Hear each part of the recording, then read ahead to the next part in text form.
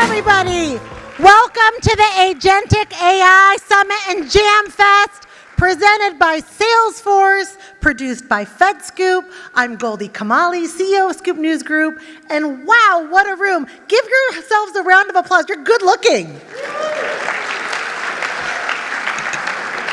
For the past 17 years, as many of you know, my team and I have been working closely with the White House in each administration on the tech priorities of each administration, bringing the brightest people from government and tech together to exchange best practices, collaborate, and identify ways to work together to achieve common goals.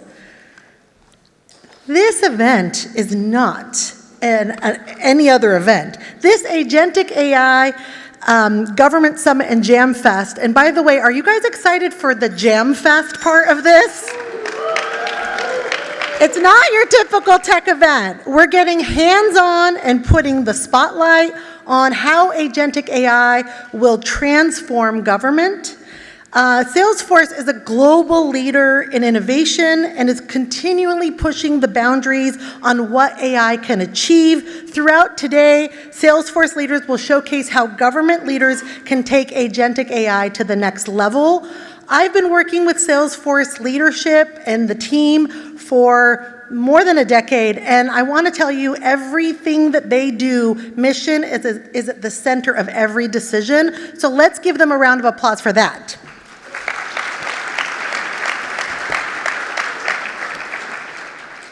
Okay, so today we have some incredible speakers. Are you guys excited about our speakers? Yes?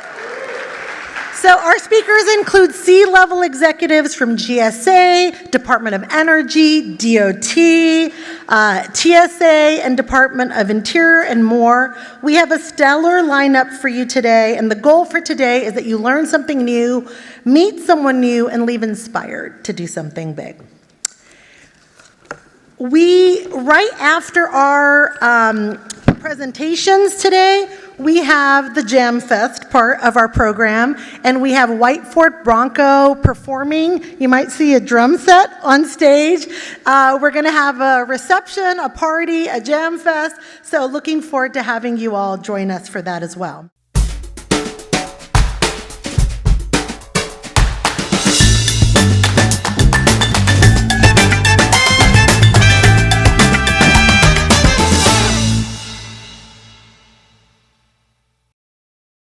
Coming up next. My name is Paul Tatum. I'm Executive Vice President for Global Public Sector Solutions here at Salesforce. And it is amazing to be in this room with all of you. You're thought leaders across government, across industry, and we could not be more excited about the content that we have today throughout the entire afternoon. I want to start by saying thank you.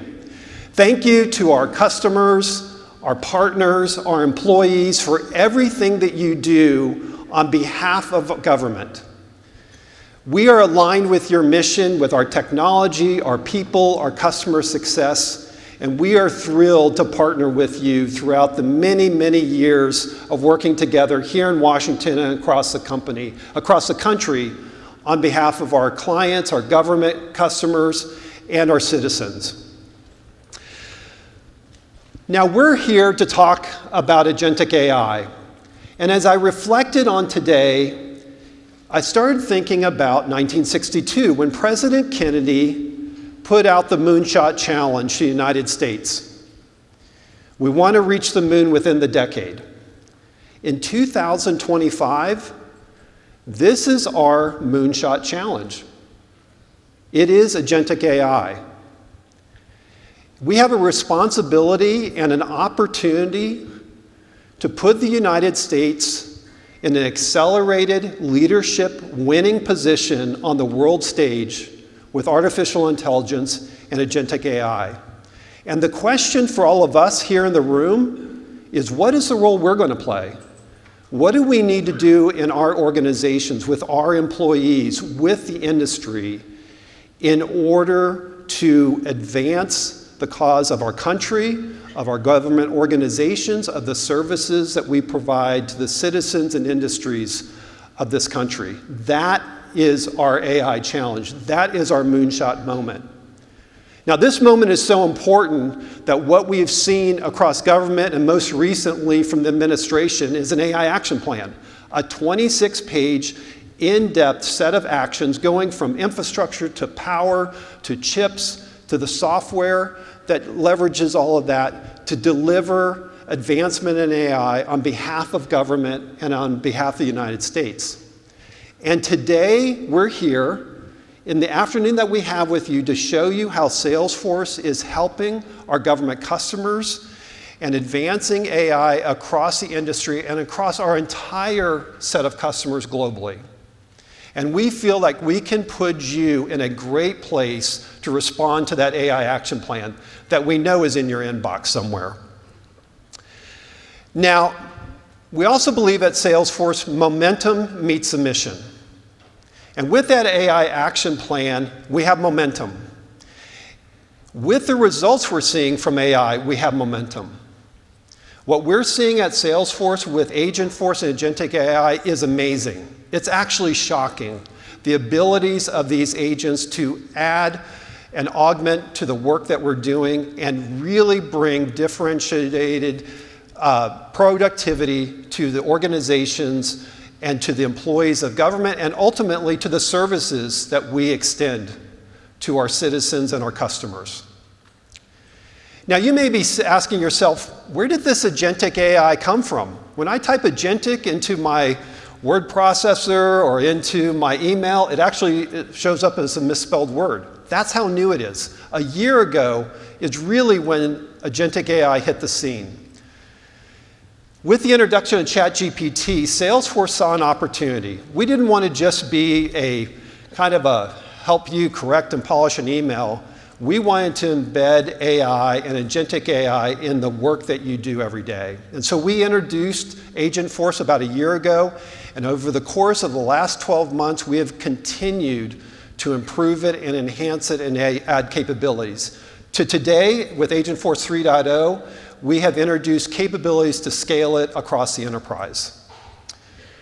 And so, just like Matthew McConaughey asked the what if question, the exciting thing for us is to ask the what if question in the room today. Now, I've been doing technology for a few decades, and I've never been able to ask the what if questions we can ask today with agentic AI. What if we could do 24/7 customer service? What if we could talk in 40 different languages, multimodal, across chat, email, voice, and others? What if my digital employees could learn and improve over time and over every iteration? What if I could work off and have augmentation on that case backlog to accelerate the services and capacity of my organization? These are the what if questions that, frankly, we've never really been able to ask ourselves. We were scared to ask ourselves. It was always about adding capacity and budget and processes. And today, with agentic AI, we can ask those what if questions. So I would encourage you, over the course of the next couple hours, as you hear the various speakers and customers, that you ask yourself that what if question for yourself as you continue to learn. That's why you're here. But also for your organization as you look at the technology and how it can begin to transform your organization. So with that, Jameson, I'd like to turn it over to you for our next comments and conversation.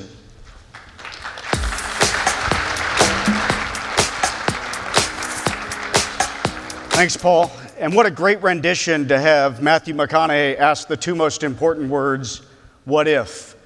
And if we were to look at one of those words, I would say, imagine your organization as an agentic enterprise.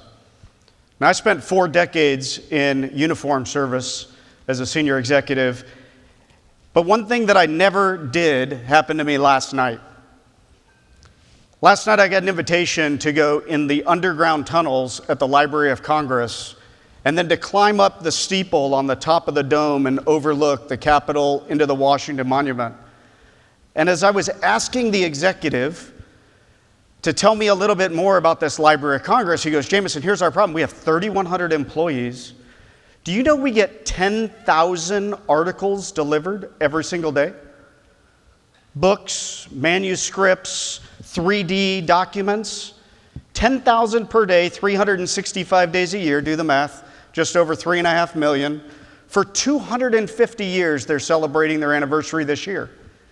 That's over 1 billion documents. I tell you that anecdote because I've also never seen something as powerful as the agentic layer and leveraging data as a currency. And the problem that we have with data is, right?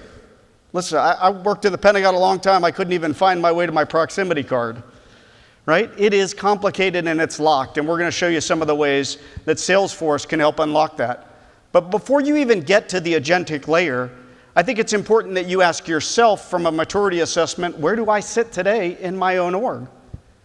See, because when we talk artificial intelligence, for us, the first stage of predictive analytics is pseudo 2010. You knew it on one of the most powerful platforms powered by Salesforce, which is every time you order a package with a big smiley face. And at the bottom, it says, people like you might also buy, or other people tend to procure these types of things. Those predictive analytics that you're now bringing into your government organizations have been around for decades. And now we created the AI action plan, which is great. It comes on the heels of the previous action plan, which talks about leveraging generative artificial intelligence, the ability to summarize and synthesize, bring together collective thoughts to reduce some of the internal friction in your governmental organization. But it doesn't do enough because it doesn't alleviate the friction of doing more with less in government. Enter what is available now, which is autonomous agents that can not only take action, synthesize, summarize, listen from scripts and guides, the things that you need done, but can also take action on your behalf. So how many of you currently have case logs, like backups? Hundreds of thousands of cases that haven't been remedied. Imagine if what Paul talked about was you had unlimited digital labor to execute around the sun on that moonshot. And what if you could provide even greater operator safety and security in the next phase of the maturity model by leveraging robotic and autonomous vehicles who could be sent and deployed autonomously by the agents, by the scripts that you gave. So ask yourself, where do I currently sit on this maturity model? And then ask yourself, how quickly do I want to create competitive differentiation by jumping to what's next? And it's not enough to just have the capability for an autonomous agent. The other thing that you need to figure out is, how am I going to converse with it? You'll hear later today, we'll talk about ways that we can flatten the communication hierarchy. How many of you live and die by your email inbox? Right? I know I did 800 a day. And then it got chunked, and I didn't have enterprise search, and there was no linkability, and I was drowning in distribution lists on multiple email domains that never connected. And we've got several senior executives from multiple agencies in the organization who probably don't even know, through no fault of their own, who their counterpart is in another agency. And what a shame that is, but what a great opportunity it is for us to be able to create this conversational interface where we can truly work together with humans and agents to augment, to supplement, to reduce that friction, to finally do more with less in work that matters.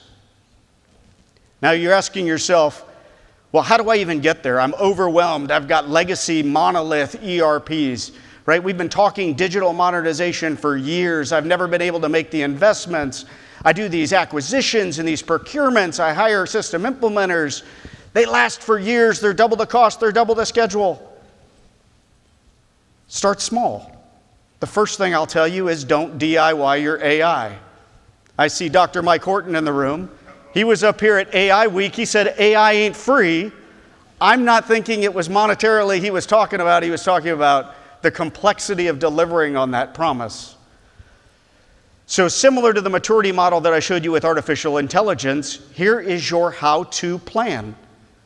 The very first thing, how many of you have locked data that you don't even know where it's at? You have unstructured data. You have structured data. Imagine if you could be the black box that sits in a cockpit that can connect any legacy environment to any modern infrastructure. That's the very first piece, unlocking your data and connecting it. The second piece, something you're going to hear about in the next presentation, is what we call data cloud, but imagine never having to transfer or lift and shift, as we say in government, your infrastructure, because you can keep your authoritative data sources at rest, unlock the data, place it into an engagement layer, exploit it, manipulate it, take action, deliver a better citizen experience by doing that in a harmonized way. And then one of the things that we all struggle with is, how do I lead with data as an operational mission leader or as a business unit leader? Imagine starting every day on a mobile device with your dashboards of everything that you care about. The health and readiness of a force, your current capacity, the amount of solutions that you solve today for that government, leading with insights, which then leads to the next thing, connecting. How many times in government do we give you a point solution? I can solve everything human capital, but let me start with just recruiting. I know things in intelligence, but I don't want to connect it to the people. I have to ship and deploy things in logistics or with communications, but I don't want to link it to my employee data set. So the fourth phase that you see there is extending those things in something that is Salesforce's sweet spot, which is a common operational picture or customer relationship management. And then how cool would it be as you embrace this idea of becoming an agentic enterprise that you can revolutionize a work operating system? That we can go from thinking that we are civil servants, but in reality we are swivel servants. Going from application and login to application and login and application and login without any cohesive thread. And now you can deploy that unlimited digital labor, those autonomous agents, directly in the flow of work. And what if you didn't have to wait? Our president, Dave Ray, just announced today that all of our Agentforce capability is immediately available in the public sector. And what you see here and what you'll hear about today, not only Agentforce, but Data Cloud, our Marketing Cloud, and all of our advanced insights and analytics is FedRAMP High today. But don't just take my word for it. Let's see it in action. Please allow me to introduce Shelby Kavit, who will run you through two scenarios which I think are super important in your world to reduce that friction. Shelby?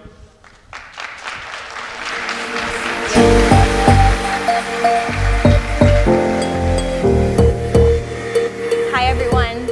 I'm Shelby Kavit, and I'm a principal solution engineer for Salesforce. I support federal and civilian customers through our practice in helping dream alongside them, creating solutions that serve our citizens today.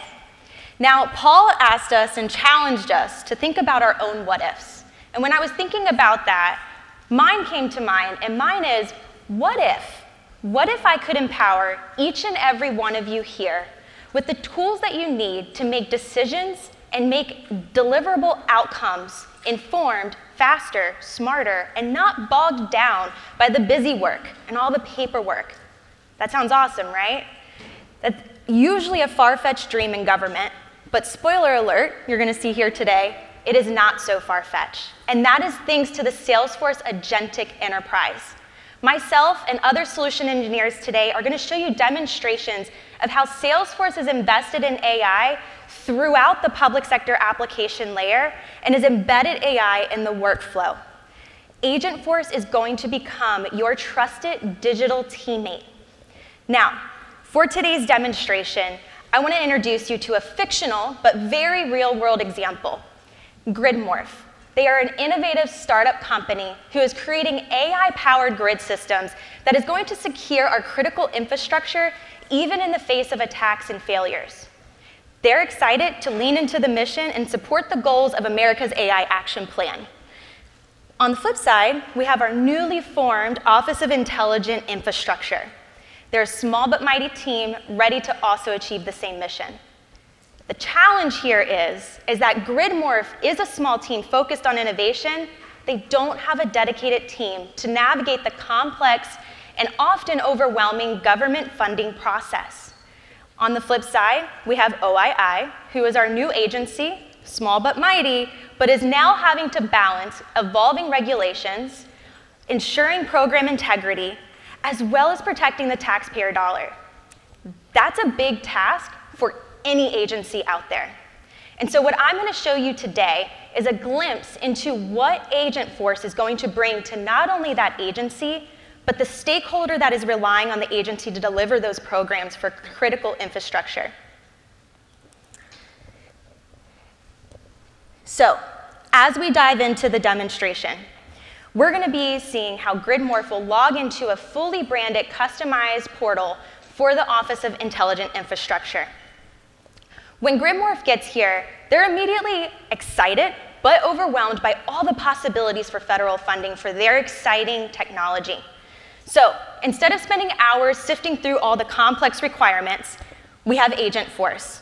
GridMorph asks Agentforce, what opportunities am I eligible and not eligible for? That is a complex question looking at two different criteria.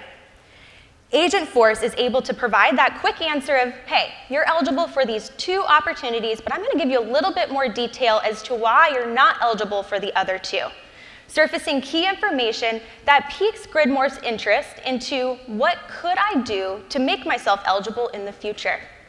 And so now GridMorph can very easily, all in natural language as you see here, ask, can you provide me some more details about those ineligible programs? This is where the reasoning engine that powers Agentforce comes to life. You can see that not only have we provided that same context as to why they're not eligible, but we've provided alternate paths to eligibility. For example, the Community Development Grant is solely for nonprofit organizations. In the future, maybe partner with that organization or entity to be able to make yourself eligible to deliver that critical technology to our community. GridMorph is excited about that opportunity in the future. But for now, we want to focus on that AI grant that we are eligible for today, and wants to find out how can we speed this up? How can we reuse some of our content from past applications? Agentforce doesn't answer, provides a link to an AI-powered application helper workspace. Here, we have all of the previous applications surfaced for GridMorph, so it has that transparency into what Agentforce has grounded itself in. And then we have tailored recommendations of what can be reused, may need minor edits, or requires major revisions. And these major revisions you'll see also have notes about what needs to be updated and/or how to update it. This would have taken GridMorph's team a lot of time to figure out all on their own. And now with the assistance of AI, they can proceed to their application with confidence. Now let's take a look at that internal agency view of Salesforce. Here, your homepage becomes your command center. Right front and center, we have all of the details that we need to monitor our programs. We have our technical assistance requests being routed to us automatically, and key generative AI insights about our program, our budget, and our performance, keeping that top of mind. Over here on the right-hand side, we have our personalized AI weekly update that is giving us a tailored version of what's happened and what needs my attention. So let's check on that approval that is required for the GridMorph application here. Right in the center, Data Cloud comes to life. I would normally, as a program specialist, have to swivel chair into many different critical systems that goes into an application review. Data streams to all of your legacy data, USA Spending, Federal Audit Clearinghouse, that is surfaced right here in the flow of work. And so now I don't have to swivel chair to all those different applications to be able to get a deeper insight into this applicant, whether it's audit findings or payment eligibility. Next, I have my engagement history. What market segments is this company part of? What campaigns have they interacted with? Where can I personalize their engagement even more? Now, as I get into the actual review process, this is where Agentforce really makes my job easy. I can run a readiness assessment that gives me a score and a quick overview as to whether or not my team should even spend additional time on this review. And it's grounded in the program regulations, requirements, and review criteria. Here, I can quickly see any required documentation issues and maybe some assisted AI red flagging around maybe the company age. Though these are not showstoppers, we want to keep the human informed and in the loop always and provide them the context that they need. Now, we even have a red flag here of a budget total mismatch, $2,300. This could be easily missed by a human eye, but thanks to AI, we've caught this discrepancy before the award is made.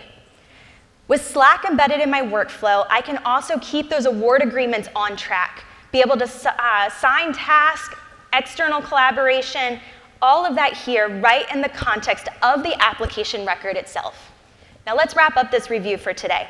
I'm going to ask Agentforce to draft me an email to this grantee based on the readiness assessment. Pretty vague. I could ask this across all the different application records I have. Here, Agentforce, that's the reasoning engine coming to life again, grounded in our enterprise data, provides me a detailed, personalized email surfacing all of those red flags that we found in the readiness assessment. But not just that, provides them details, the grantee information around how and what they need to update and fix. So now GridMorph is getting that assisted, personalized attention that they need and deserve as a grantee. I don't know about you, but an email of this caliber would have taken me 5, 10, 15 minutes looking across all of our different data streams. Now, in the matter of seconds, I have this email being sent out to the grantee, and I'm on to the next application. That is the multiplier effect. That is what's happened when we have AI-driven efficiency and innovation coming to life in the flow of work. That is where I'm saving minutes on each application multiple times a day, multiple times a week across multiple team members.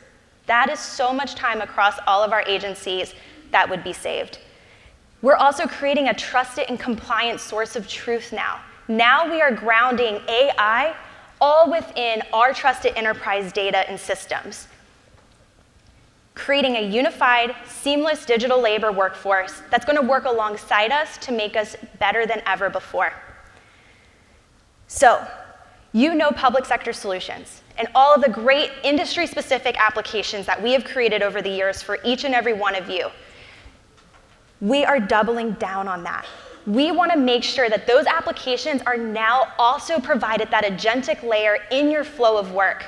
And so, available today, we have launched Agentforce for public sector solutions. Agent actions will become templatized and out of the box for you and your teams to be able to readily scale that enterprise of your agentic layer within the context of your use cases. Investigative case management, employee experience, benefits management. We're going to have AI actions already ready for you to go, so you don't have to build it from the ground up. As Jameson said, don't DIY your AI. And we're trying to be partners with you in that mission. So, to tell you a little bit more about that, I'm going to pass it back to Paul.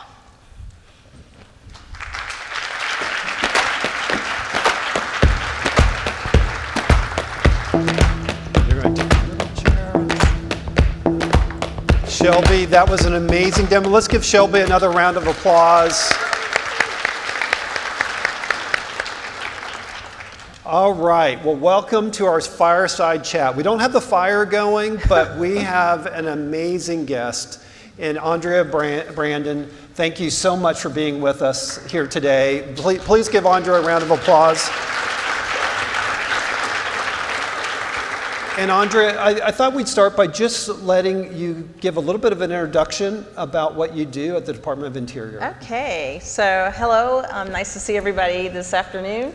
I am the Deputy Assistant Secretary at the Department of the Interior for Budget, Finance, Grants, Acquisitions, Small Business, Property, Suspension Department, et cetera, and also the system owner for our financial management system, grant system, acquisition system, property system, yada, and all other innovative technology ideas for those lines of business.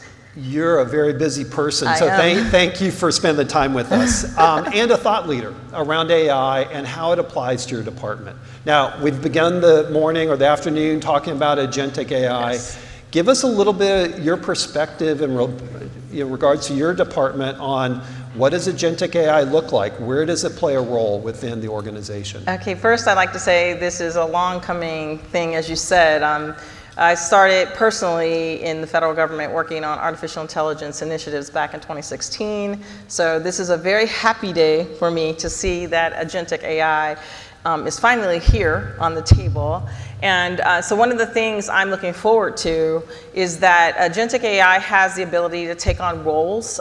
So for instance, like I said, I do grants, and we have acquisitions, and we have the budget office. So technically, we can have some of the Agentic AIs play parts in each of those particular career fields, and they can actually interact with one another. We can see where they can collaborate and provide efficiencies, because we see a lot of times there isn't that space for collaboration. Everybody's busy trying to get the budget formulation piece done or trying to get the audit, financial statement audit done, and not a lot of time to see where those parts interact. So Agentic AI actually is going to give us the opportunity to have autonomously, after we tell the AI, we provide the script or the training of what we want those AIs to do, that they can interact autonomously together and provide recommendations back to us. Real time telling us there's an issue going on within the budget formulation process that might impact our financial statements. And so we will take a look at that recommendation and we'll decide what the next step should be. We might even have an AI that helps us with the next step. So very similar to the demo we just saw, Exactly. where it looked at that application and gave some recommendations, warnings, and places to look. Exactly. So that's amazing. Now, as you're thinking about that Agentic AI, introducing it to the organization, new technology always brings change to the organization. How are you making sure AI earns the trust and acceptance of everybody in the department? So one of the things I learned, I started with the Department of the Interior back in 2019, March of 2019, and I came from another federal agency that was very forward-leaning with artificial intelligence. But when I got to DOI and I started pushing for AI, they quickly told me, no, we don't want to do that. And so one of the things that I was able to do was to invoke robotics process automation. And it really picked up speed and gained speed. So with that, as we developed the use cases and started implementing RPA, we started having trust of innovative technology under that realm. So then when I started again talking about AI, then they said, okay, maybe we can try some AI use cases. And so we started collecting the use cases from the staff level all the way up through the management and then leadership level, and worked collaboratively together through integrated project teams. So again, we have the grants people or the budget people, finance people, working with our CIO shop to collaboratively determine whether we can implement the use case. And then if we can, then we start a pilot on it, and the pilot involves staff level people, and they can give us their feedback, and we make a determination as to whether we want to continue on with the pilot and make it, part of our regular daily business process, or whether we need to shut it down and do some other modifications and some other thinking out of the box. But definitely gaining trust through the workforce starts with the bottom. Bringing things up from the bottom level, from the staff people, the operations people, the mission people that tell us their ideas, and working with them to implement the pilots that they want. It's amazing how that works, right? If you start with the workforce and get them involved, it's a lot easier to gain acceptance. The other fun part of it is working through those use cases. People have dozens and dozens of ideas, and Yes. we've certainly had that fun opportunity with our government customers going through that discovery as well. Well, this leads to a deeper question. When we think about AI, Agentic AI, we say the words autonomous, we say the word, augmentation. In your view, what is the role of that human employee in the overall scheme of things as you look at it? Yes, so if any of you have ever heard some of my other presentations, I know with artificial intelligence, we hear a lot about the human in the loop and ensuring that as we we align AI with different business processes, that we want to have a human that double checks everything, make sure things are ethically sound, and to ensure that there's no bias in how we train the AI, or making sure that the AI hasn't gone haywire and isn't doing something that that's off mission critical work. So basically, though, I have a premise where I believe it's not just having a human in the loop, but that we should begin to identify which types of functions are inherently human, and that we should lock those down and lock them down as an agency, as a government, as a country, et cetera, et cetera. And we should determine that as a policy where these are the types of decisions or functions that we will never give over to an AI. We will always have a human making those decisions, whatever they are. Whatever we decide they should be, we're going to have those as inherently human functions. We have something similar in the acquisition realm, where we've decided as a government what's considered inherently governmental, and it's documented in policy, and we stick to it. It's been that way for more than 10 years. So basically, I'm suggesting that we should decide with regard to artificial intelligence, especially now that we have agentic AI, and we're going to move forward with quantum, computing, which is even more powerful, but that we should decide what types of functions and activities should be inherently human, and we should stick to it. So you should copyright inherently human. I love that, and certainly I think something we all want our government organizations to think about when it comes to their services. Part of what we talk about in AI and agentic AI is guardrails.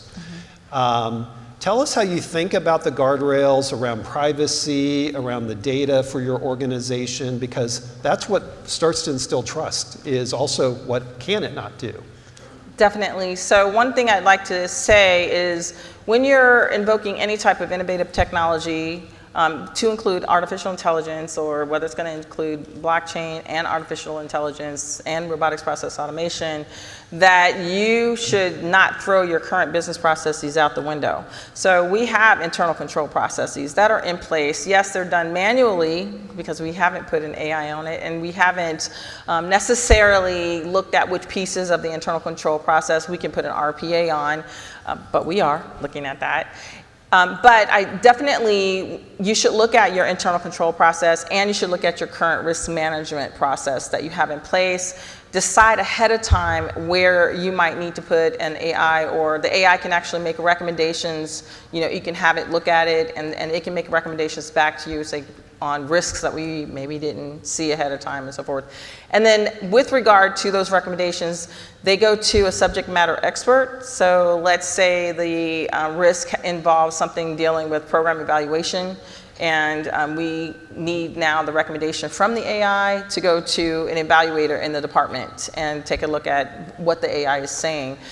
Similarly, if it's some type of a collaborative process where it's a lot of different functions that are coming together, and we have an AI, like agentic AI, we have one AI on this function and another on another function, then you might want to have an integrated project team of humans taking a look at the risks that have been identified by the AIs, or the recommendations that the AI is making to remediate a risk and so forth. But definitely having subject matter experts and integrated process teams involved in the overarching process on a regular basis, I think would help with ensuring that we keep things ethical and in national security. I love that. So last question. What's your definition of success when it comes to AI? When does it start to feel like it's delivering what you expect? Thank you. I definitely love the initial question of what if. I think success is when I can look back on another presentation I made back in 2018 where I was aligning, what if we had this and what if we had that? I think as an agency, if we look back at previous use cases that we had along the way in the last 3 to 5 years, and we can see that we're checking the box with the pilots or implementation of AI, and that we have mitigated some of, if we've seen some issues and so forth, and we have processes in place to mitigate, and we're starting to use it, and people are less afraid to implement artificial intelligence. To me, that's what success would look like. Definitely aligning AI through all of our various business processes, through all of our career fields, lines of business, et cetera. And it starts to become the normal way that we do business within Interior and across the government, then to me, that's what success will look like. I can check the box on some of my what-ifs. That's amazing. Well, Andrea, thank you for your insights and just your leadership that you've brought to government over your career. We really appreciate it. We could spend an hour talking yes, I'm such a nerd. and doing some Q&A, but thank you so much. Would you please thank Andrea Brandon? Thank you. Thank you so much.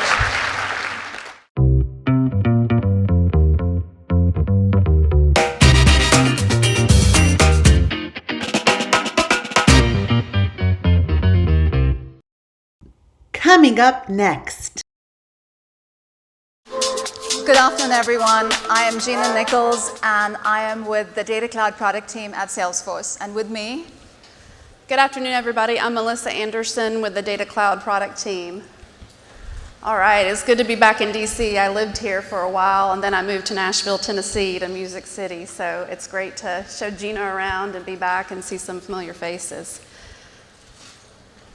So, are we ready to move to trap data? Your agency data holds untapped opportunities. One of the mottos that we're going to move through today is don't move your data, but move your mission forward. Like Jameson said, you don't have to move your data. We have so many source systems that are available to you today to move your data. But data is fragmented, it's siloed, there's unreliable insights, and also that means that there's poor decision making because you don't have those reliable insights in the agentic era. So how can Data Cloud help? Data Cloud can help you unlock your data by utilizing the harmonization, connecting and unifying that data across our 360 platform of sales, marketing, service, Slack, and also Tableau. Data Cloud is not just the market leader, we're Salesforce's fastest growing product ever. And we're also scaling big, but we're also innovating fast. At Data Cloud, we also deploy our connectors bi-weekly, and then we also deploy features monthly. That's huge. And like Jameson said again, I keep going back to him because it is so key what he was talking about, that you can really move your data from anywhere. We have 275 source systems that you can move your data from. And we have companies like FedEx and Ford, from Kawasaki to Cartier, that scale globally. Gina?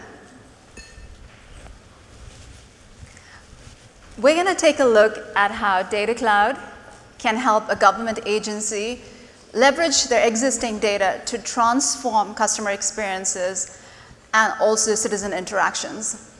At its core, Data Cloud is actually a platform that allows you to bring in data from multiple sources, unify it, and most importantly, act on that data. So how does Data Cloud work? So first, as Melissa mentioned, and as we already heard before, it allows you to bring your data from your existing systems. Government agencies usually have, data spread across multiple legacy databases. You could have multiple departmental systems, and you could have existing data warehouses that you've already invested in. Think like the Snowflake, Google BigQuery, or Azure. What Data Cloud allows you to do is, with our 275 plus out-of-the-box connectors, it allows you to bring that data into Data Cloud. And most importantly, we also have a very innovative, groundbreaking technology called Zero Copy. This means you don't have to copy your data over to Data Cloud. We can connect to your data that's in your data warehouse, and we can use that data to power insights and actions within Data Cloud. So the first step I do is I connect data. I bring and connect the data that I want from all my disparate data sources, and I then harmonize and I unify. So what does harmonization mean? If you look at your different systems, right, nobody defines data the same way. So these different systems have different definitions, and in Data Cloud, we allow you to map it to one canonical model, and that's when harmonization happens. Once harmonization happens, we can then specify how we want to unify these entities. Think of entities as citizens, assets, programs, I can set up specific identity resolution rules, and I can unify these records. We heard about how governance is very important from Andrea. So we have a built-in governance within Data Cloud, so you can specify what records, what fields, what rows can be accessed by different people within different departments. We can also do data masking. All of this actually happens with no code within Data Cloud. I have harmonized the data, I've unified the data, I've set up governance as to who can view it, and I've created this rich unified profile. I'm going to repeat this more than once, but this rich unified profile that I have, or this rich customer record that I have, or this rich citizen record that I have, this rich asset record that I have, becomes a catalog of data that you can then use for activation. Think of activation as segmentation. The same catalog of data then becomes available to your agent as well. I have my enriched record now. I can use it for segmentation. Segmentation is where I would create audiences. Think of audiences being, I want to create a segment based on demographics. I want to create a segment based on, somebody who has come into the BMV, and has a follow-up. I can create all kinds of segments based on citizen interactions. I can also create ML models. So Data Cloud allows you to create your own ML models, or allows you to bring in ML models you've created elsewhere. So think of ML models like, at-risk populations. Those are some of the ML models you can create within Data Cloud. All of the data that you have is only valuable if you can act on it. And that's where this data can then be activated to multiple platforms. So think of, like we mentioned, we saw it being built on the Salesforce platform, so we can natively activate it to all of our Salesforce clouds. You can activate it to the CRM records, so that when an agent opens up an existing citizen record, we see all this information being lit up. We can activate it most importantly to Agentforce. So think of a citizen and their interactions and their behaviors, all of it being able to ground an agent conversation. And this is where Data Cloud makes all of this come together. We're going to look at a little demo of how Data Cloud works behind the scenes. The experience is something that we're all very familiar with, right? We all have at some point had to purchase a car. So we've had to do research. We've had to figure out, if this car is actually worth buying. So we're going to look a little bit at that. But while we're doing that, I want you to pay attention to a couple of things. You're going to see our real-time layer in action. This means that your agent knows exactly what you are doing, in sub-seconds, makes that data available to Data Cloud, and Data Cloud can then feed the agent back that you are performing this action and provide the right responses, so that all your Agentforce interactions are grounded in your behavior. So, before we move there, this is what it would look like. On the left, you see a record with very little information, because you have all these siloed systems, you haven't really brought all your data together. And on the right, you can see this enriched record, which shows you all of the data coming from all these different systems, with data coming via zero copy, meaning that you didn't really move this data over.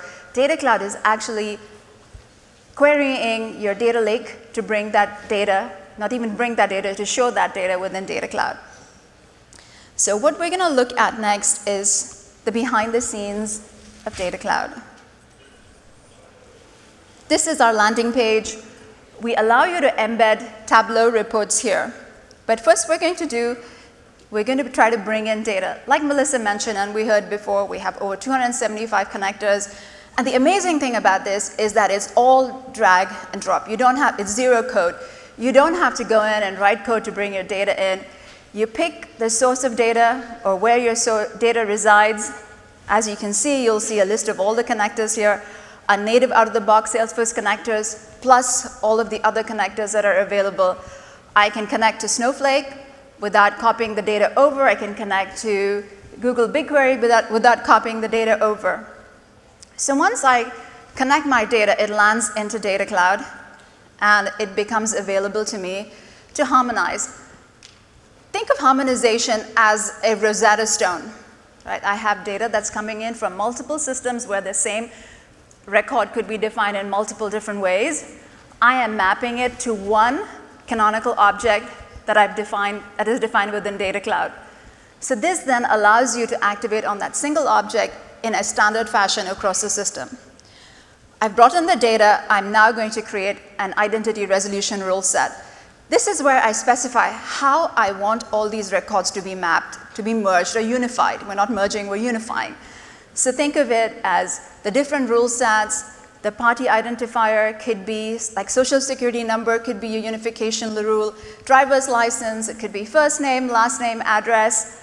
And then once unification runs, it gives you the consolidation rate as to how your audience was consolidated. I've brought in this data, I have unified this. Now I can create insights on this. So think of insights as, calculations that you perform on this unified entity. So it could be most frequent times they contacted the agency, or the number of times they were delinquent on a payment, the number of times they were, contacted the city for an inquiry. Are they engaged? So those are the types of insights. Now, this is what your unified profile would look like in the case of the automotive experience, right? So you see all of the records that have come in from multiple systems, sales, service, marketing, because we bring in engagement data, we bring in real-time data, we have zero copy data displaying here. As I mentioned, that rich record now becomes a catalog of data that I can segment and activate on. I have a drag and drop segmentation interface where I can create my audiences. I can also use natural language to create a segment. So I can go and type in natural language that I want to create a segment of this particular demographic, and Data Cloud will do that for you. Once I've done all of this, as I said, we need to activate that data, the most important part. And we see all our native activation targets. We have LinkedIn, we have Meta, we have Google, and most importantly, we are able to surface this data to Agentforce. So I am looking for a car. I'm asking, ask a very simple question, find me a car for 5. And you can see the agent has come back with all these responses. This is where I've ingested unstructured data into Data Cloud with descriptions of the car that the agent is then able to access and retrieve. Behind the scenes, all of this is no code, by the way. After this, I'm asking the agent, what are the issues with this car? This is the importance of the context, right? I'm not telling the agent what I'm looking at. I'm just saying this car. But the agent, through our real-time layer, is able to determine the context of my conversation and return the right response to me. So what we really saw was how Agentforce, at the end of the day, really needs access to all information, basically. It needs access to information in real time. It needs access to unified data. And what provides all of this? It's Data Cloud.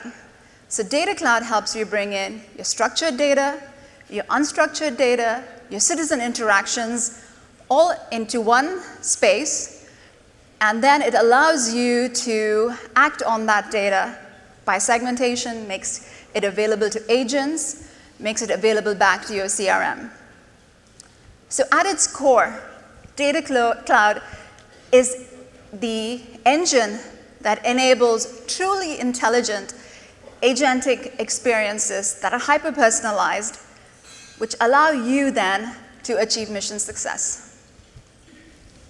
Thank you. Thank you.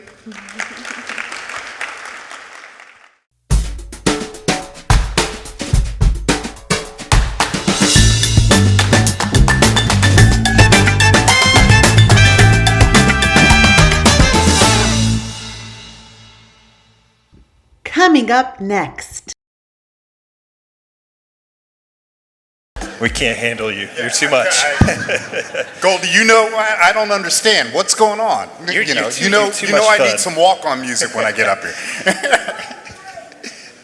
Well, Matt, Mike, thanks so much for joining us for this panel, and I think it's a good way to sort of set the stage for the way that chief AI officers in the federal government are really thinking about this new shift towards agentic AI. As Paul Tatum described earlier, it seems like overnight we're in this new agentic AI era. It was generative AI, and then you blink and agents are all the rage. So as we think about this, I'd love to kind of go back and forth today and get a bit of a polling in terms of how you guys are thinking about the adoption of agentic AI as this, again, becomes something that really has some staying power in worldwide, but also in the federal government. So, as you're thinking about the sort of strategic value of AI and agentic AI, I'd love to start there and ask, what do you see as that value for federal agencies, particularly your own at TSA and Department of Transportation, and how is it really shaping the way you're thinking about the future of modernization at your respective agencies? Matt, maybe we start with you. Sure, I'm happy to be here and join the stage with such a celebrity.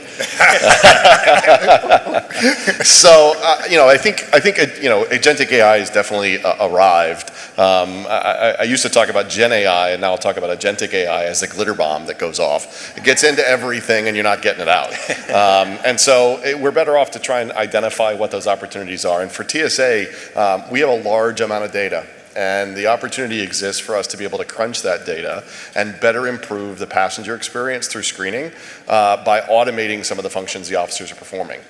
Any given day, our officers are tasked with 3,500 individual tasks and responsibilities in that screening process. And they're expected to be able to perform those through the SOP as expected.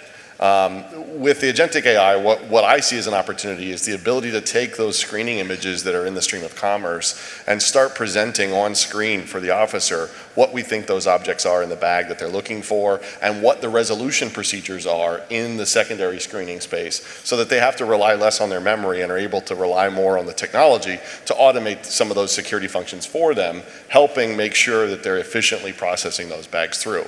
They're not having to look at the screen and remember the SOP and remember what steps they have to take to resolve those. And in the case that it's an actual prohibited item or a dangerous good, then we could have an escalation through agentic AI automatically occur to law enforcement and start having those response teams start flowing and those incident data collection opportunities start happening.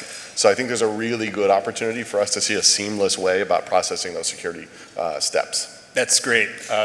Mike, you want to share? Oh yeah, I think everything that you said is just right on point. I'm very much personalized AI from the very beginning anyway. So agentic AI to me is just kind of an extension of building your AI workforce. I'm also human-centered, so when we're talking about these things, I love the way that you're looking at it. It is AI employee that is helping the human being do their job better. Not replacing that human being and what their decisions are, but helping that human being make those decisions better and understanding the plethora of codes and regulations and everything else that need to be going on to make them more efficient. So if the employee gets a little sleepy, isn't really up for it today, that something is there to remind them. We were talking a little bit about that today earlier about things like air traffic control, let's say, and somebody's in the tower and they're talking about the football game last week. Well, if you have something there that's telling the supervisor, hey, guess what? They're not really talking about planes, they're talking about football. Maybe you want to go in and do something about that. That's where we can really add this piece on. And that also changes the way that we need to think about how accurate the AI needs to be when it's doing those things. As long as it's doing better than what the human could do on their own, I think we're doing a lot better. It doesn't need to be 100%, but when we're using it in that way, I think it works out very well. That's fantastic, and I think you each gave sort of, hypothetical use cases, whether it's going through security or the actual air traffic control. I'm curious, are there certain missions or functions, as you think of those as examples, within the government space that really lend themselves to agentic AI versus, some others that maybe aren't really primed yet for the use of agents?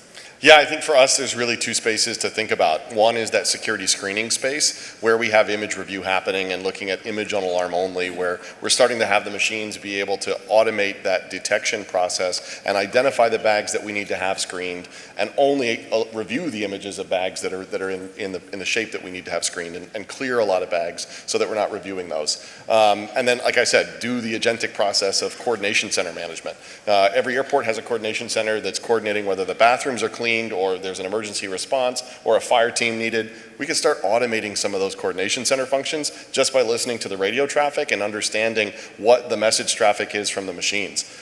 Those are primed, I think, for some of the automation components. The other piece is passenger facing.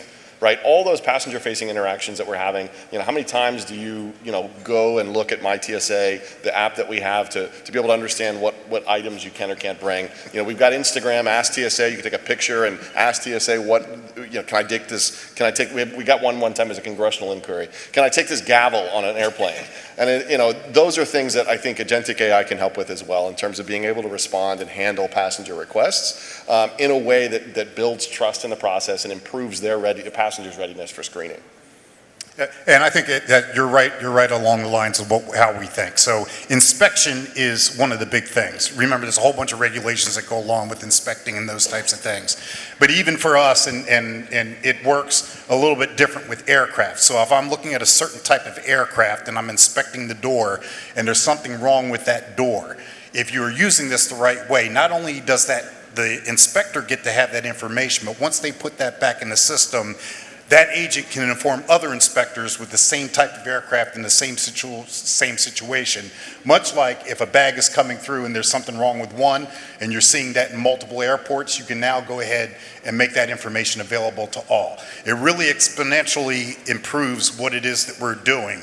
And again, we don't then have to worry too much about how accurate it is, because I have a subject matter expert human being that is looking at what's going on, and I'm passing that information to make other subject matter experts even better at doing what their job is. I'll foot stomp on the regulatory piece. We both have a regulatory mission. From a regulatory standpoint, we've got inspectors, right, that are responsible for, as you said, inspecting to the reg, and part of that inspection is understanding what that individual airport has as their security plan, right? What's their unique approach to securing their physical airport? Mm-hmm. So if we're using Agentic AI to consume the regulation, to consume and understand the reg from an application perspective and what the security plan looks like, then we can start informing where the inspectors need to go look at the physical airport. And like you said, be able to share that across the inspectors that are inspecting similar airports or airports managed by the same municipality. Mike, I'm going to come back to you since we heard from Matt again, just to switch things up a bit. But, I'm sure this isn't always, pie in the sky, super easy all the time. I'm sure there's some hurdles you face on this journey. So what are those practical hurdles that are, currently standing in the way that you have to think about on this journey? There are many. One is resources. So one of the big things is, do you really want this to happen? I mean, there's a lot of talk that's going on right now, but as soon as somebody says, well, this is how much it's going to cost for me to be able to do that, sometimes it doesn't make sense to them as to what the thing is. So resourcing this, and for them to understand that, again, what am I going to say, Goldie? AI ain't free, okay? So that what we're doing when we put these things in, it isn't a software buy. You don't just put it in and let it roll.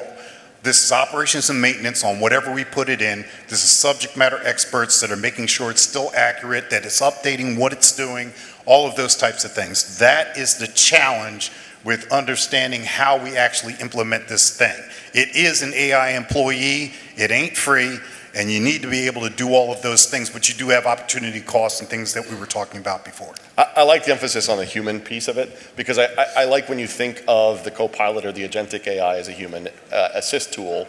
And in many cases, as you start getting agents that are autonomously starting to act, you need a performance management program, and you need a maintenance and management feedback loop that's monitoring those actions to make sure that they're adhering to the expected performance level.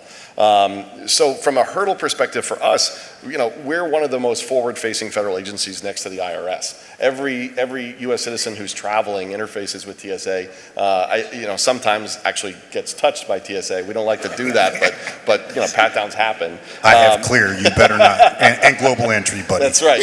So the big thing for us is public trust and building a transparency in what we're doing, how we're applying technology, how we're integrating that technology into the security process, and making sure there's an audit trail in terms of what the decisions were and how we made those activities happen or secured folks. And so those are kind of the pieces that are really forefront for us is trust. Yeah. Shout out to Mia. Yeah, we got that feedback piece in there that we were talking about earlier today. You both brought up a very interesting point about that human connection, and I hear this a lot because we talk about these agents being autonomous, but at the end of the day, everybody describes the need for the human to be in the loop. I'm curious, when you think about your enterprise and your IT stack, how far are you willing to let an agent go in sort of making the decision? Do you need to have someone there? Is it giving suggestions, or is it taking an action? Where do you kind of draw the line there? So I like what was said earlier today, inherently human. I think we need to make sure we define the inherently human tasks and adhere to that as we execute the technology adoption. Technology adoption without, kind of a human understanding is just, buying a lot of capability that you may not actually be able to employ. And so I think by defining those steps and knowing where the human fits, we can keep an eye on making sure that there's a human involved in making a security decision for TSA that impacts whether or not, a passenger can fly with an item or their bag makes it through successfully. 100%. Figuring out where that is. I am not a believer in a lot of hype. So the reality is, show me that it actually works and that I can trust it and that I can continue to trust it, and I'll feel better about it. But you got to get past me first. All right. Well, we're running out of time, but once again, Matt Gilkison, Mike Horton, thank you both for your time. This has been fantastic. Let's give them a round of applause.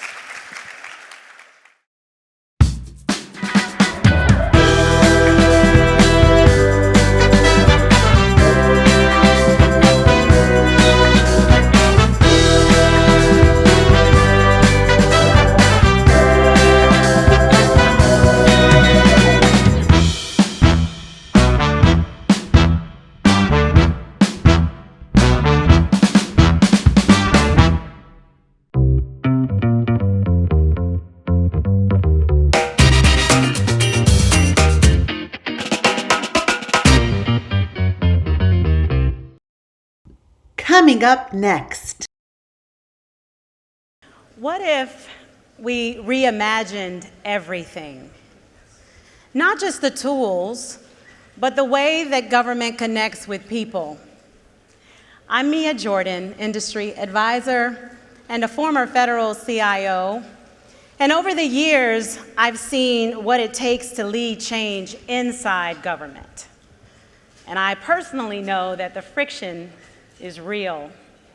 Joining me today is my colleague, Jeff Schofield, solution engineer, who's going to show you what the next chapter of government looks like. But first, let's acknowledge that friction shows up everywhere, between outdated tools and modern expectations, between scattered systems and unified outcomes, and between the people doing the work and the tools designed to actually help them do it. But let's examine what that actually looks like on the ground, because we've all lived it. For example, when we as constituents wait days for an update just to get a simple answer of confirmation, or when we as constituents receive a one-size-fits-all message that doesn't address our situation or our need. Now, you're probably saying, oh, that sounds like inefficiency, Mia. Well, actually, it's frustration. And we should all be comfortable with the fact that it's frustration that's eroding trust. But there's a better way. Imagine a world where outreach is timely, where engagement is tailored, and where service feels seamless. That's the mission of Government Reimagined. Outreach, engagement, service, frictionless. Marketing Cloud makes that possible at scale with real-time, secure, omni-channel communications across email, text, social, and portals. Now, Jeff is going to show us what that looks like in action, and I don't want you to think of this as any old demo. It's much more than that. I'd like for you to consider that it's actually a blueprint for what's possible in this next chapter for government. Jeff, show them what's possible. All right, thank you, Mia. So earlier we saw how you could manage securely the entire grant application process on the Salesforce platform. Now we're going to look at how you can keep those applicants informed throughout that entire grant lifecycle. This is where Marketing Cloud comes in. It takes you from a place of batch and blast, email blast out there, to a proactive, automated, and personalized engagement strategy that builds trust and drives successful outcomes. So as we take a look at the Marketing Cloud app inside the Salesforce platform, you're able to use the same data sets on the same workflows that we saw earlier today. That leads to a unified experience not only for your constituents, but also for your teams. And here we can see on the Marketing Cloud homepage all of our campaigns that we have scheduled to go out in the future, our campaigns that we've sent out in the past, how well they performed, and also create a new campaign for maybe a new grant that we want to drive applicants to. And to do that, I'm going to use Agentforce to help do that as quickly and efficiently as possible. All right, so the first thing we're going to do is create a new campaign here. And it's as easy as typing in your campaign objective. So I want to create a campaign around empowering small businesses to consistently adopt AI technologies and train that workforce for improved business growth and national infrastructure outcomes. Let's go ahead and submit that. And our campaign agent automatically takes that prompt, gives our campaign a name, a description, as well as identifies a target segment and key message to include. Those last two things are so important because we have so much data out there. This is going to help us build our audience segment as well as the content and personalization that's going to make this message extremely effective. All right, so that looks good. Let's go ahead and confirm that and create our campaign. All right, so as that agent creates our campaign, it's going to build a framework for us where we can schedule it out, we can identify a trigger, who's going to join this campaign, when and why, select our segment, as well as take pre-built content and journeys, iterate on them, and get that message out the door. So the first thing we're going to do is take a look at that segment that was built as part of that campaign creation process by our agent. All right, so this is that same set of data that we saw earlier, looking at all of our applicants, our business owners that are out there that we want to reach out to. And our agent pulled back 4 pieces of data that are going to be really critical to identifying the right business owners to target with this grant outreach message.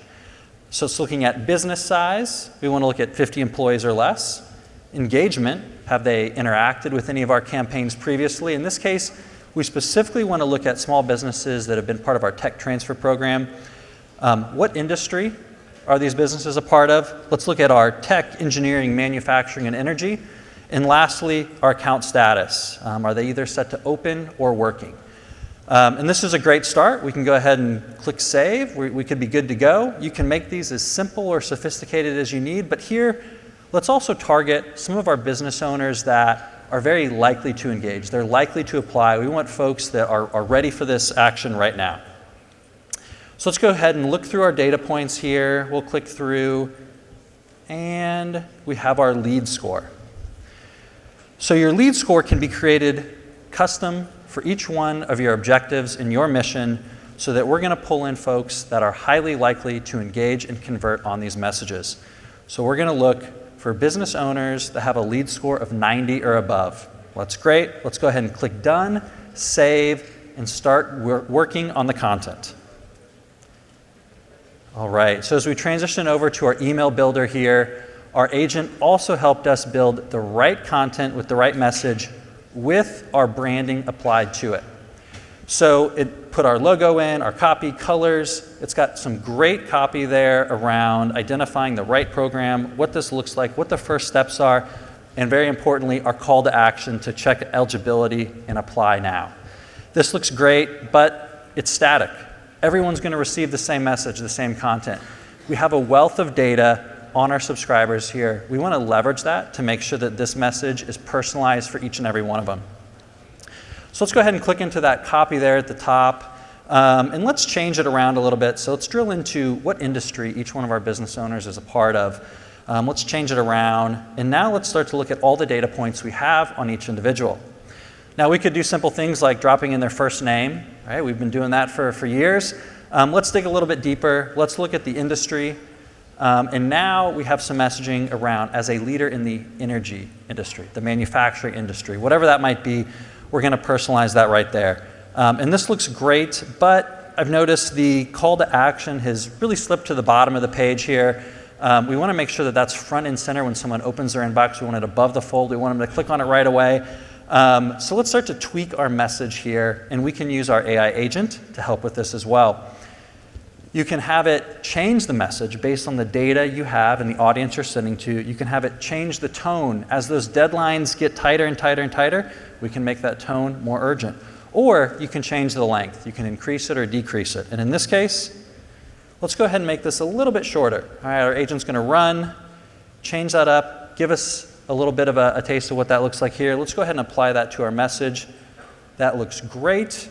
So now we've had that call to action rise up, and we have some room at the bottom where we can include some additional content.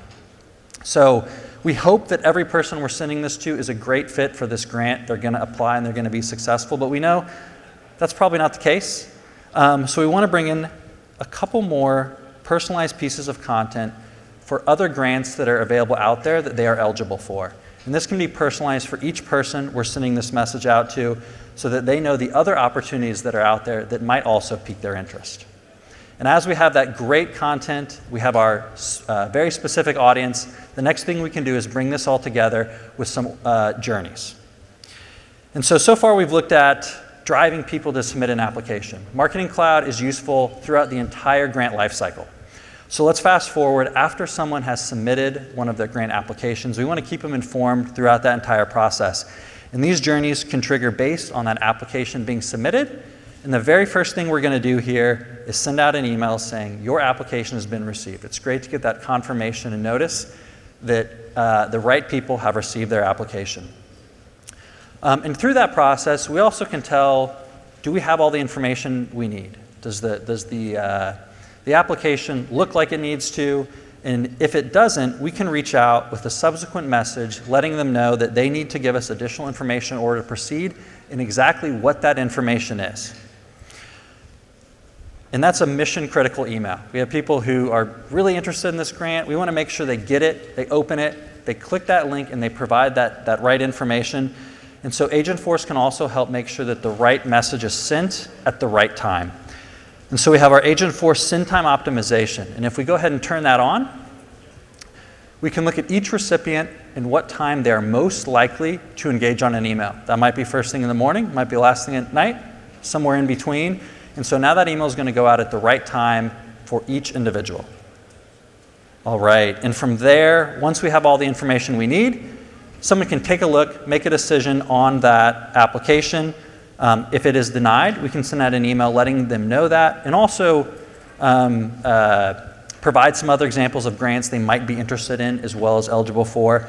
But if it's approved, it's awesome. We're going to send out a congratulations email, and we're also going to add a task to their record so that someone can follow up. We know that these journeys are great for outbound communications, but there's also a lot of internal processes that run alongside of this, and so you can do both things in one place.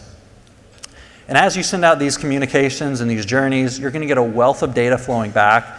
All of the engagement data at the department or agency level down to individual campaigns and emails are going to be available for you right here, where you can see what's working, what's not working, and iterate on it from there. And so we've gone through just one use case in the grants lifecycle, but anytime you need to reach out to people, you need to inform them of something, you need to prompt them to take a certain action, that's where Marketing Cloud can come in and help you do that.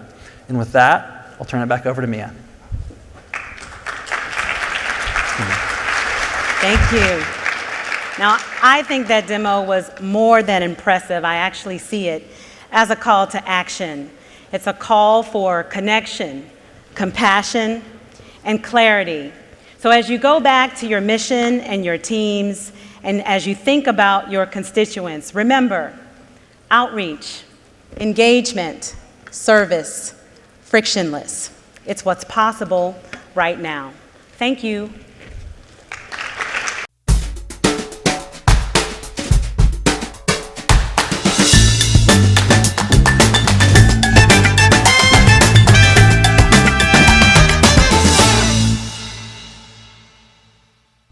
Coming up next.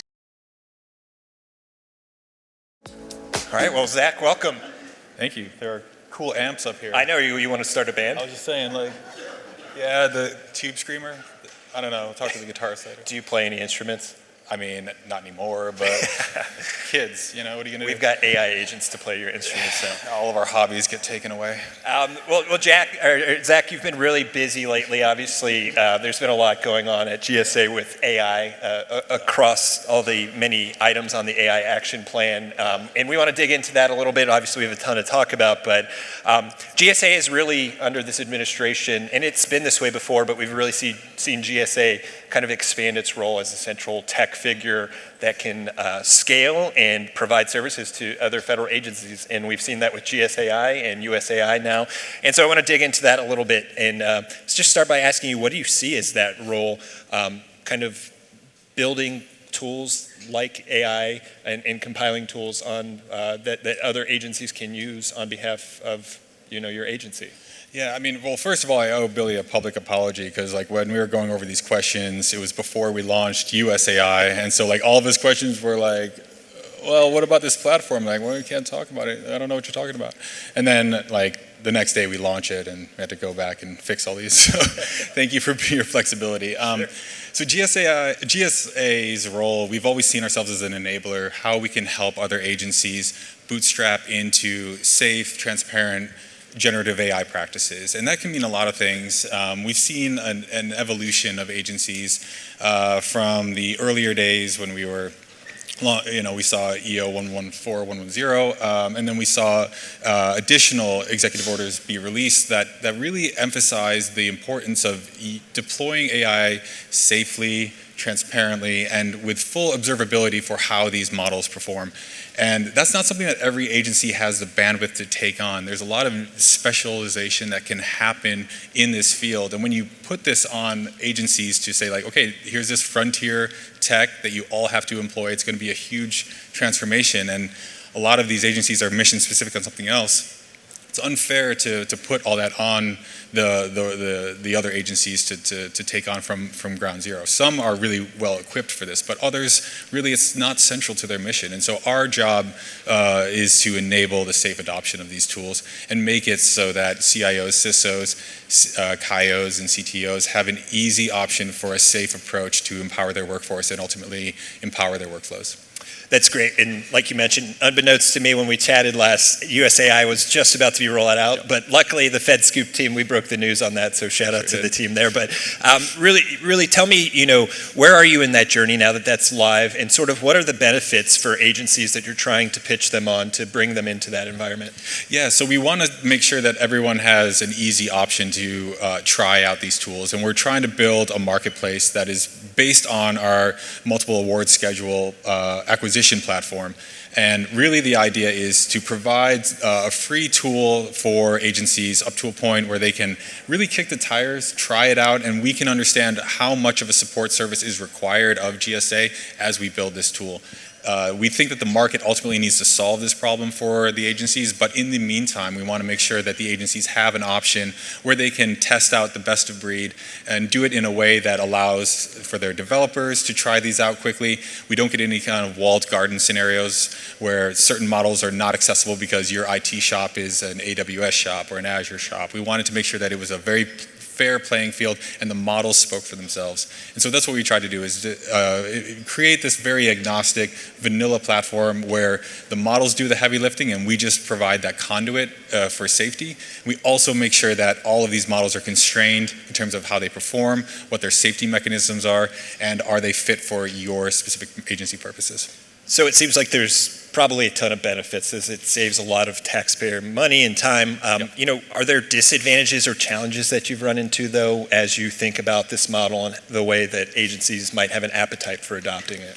Yeah, I mean, I think that ultimately the disadvantages would be that this is a shared service, so you don't have full control over it, and you don't necessarily have complete autonomy with what models you want to use. And I think one of the disadvantages with a shared service platform is it's meant for a general purpose application. There are a ton of really niche use cases that would require specific adversarial models or specific models that would not fit with a general purpose platform and wouldn't necessarily bubble up to our immediate priority list when we're talking about adding a specific tool or model or function to our platform. So there's definitely drawbacks here, but again, the main focus is to allow for agencies to get up to speed quickly at a low to zero cost, and then allow the market to take over after a certain point. That's great. You know, another thing I think of, and you've kind of mentioned how agencies might have these specific use cases or be doing things on their own. One thing I'm curious about, obviously GSA is thinking about it one way where you're building something and seeing if agencies will come to you. What about those agencies that are doing cool things out there on their own? Are you inviting them into this environment? How are you looking at them in trying to leverage the work that's already being done elsewhere? Yeah, I mean, this is a great opportunity for the federal complex to work together and really lean into our collective strengths. So we're working with NIST, we're working with CISA, we're working with other scientific agencies about not only best practices in terms of model evaluation, but also in terms of safety with CISA. And then we also can lean into our scientific agencies, ones who are building their own models, and how we can make those models available to other agencies. There's a ton of really cool work that's being done across the federal complex. Energy, I think Argonne National Labs built their own LLM specific to assist scientists when they're doing research. That is a general purpose tool for other scientific application. We should definitely try our best to make sure that that is broadly available to other scientists in the community, be it statistical agencies or others, and allow for that model to be used and the benefit or the return on that compute and training that was spent by Argonne to be used by other agencies. So we think that this is an opportunity for us to use our scale to the broader good. And I'm curious, we've seen scale is hard in federal government. We've seen a lot of projects, not to say like this, not to knock on wood, it's going to go successful, but we do see failure. So I'm curious, are there things that you think about, why these programs might fail to scale and how you're thinking about this differently, looking to bridge that gap so that doesn't happen in this case? I think this is a unique opportunity because, one, when we built it for ourselves. That was like first and foremost, this was a GSAI thing. We were doing it to manage our own. We wanted to make sure that we could see how folks were using this and work on our cultural adaptation to these tools. And so just augmenting this structure into a USAI framework where we effectively replicate our infrastructure for others really isn't that big of a lift. And so taking this opportunity to see how it could be beneficial to others is to us an immediate next step. And now I think also that the idea is we want to make sure that we aren't in the business long term. We think that this is a support infrastructure for the immediate term. There is a point in time where this may not be as relevant, and we think that the market will step in and ultimately solve this problem. But in the time right now, we want to make sure that since there's so much dynamicism between the different models, every week you have a new model that's potentially outperforming another. We wanted to make sure that the agencies didn't have any kind of acquisition barriers or technical challenges that would impede their workforce from using the best class. And I want to kind of dive into that point because, like you said, there's a new model every week that's kind of, the lead one or that's kind of in vogue at the time, or there's new models just totally written new. Yeah. So how do you continue to evolve so that you can bring those on board? Because right now it's a handful of models. I'm sure there's appetite for more in the future. Yeah, we want to make sure that, one, we're leaning into American AI as much as possible. And so the pipeline for bringing in new models is something that we've been thinking a lot about.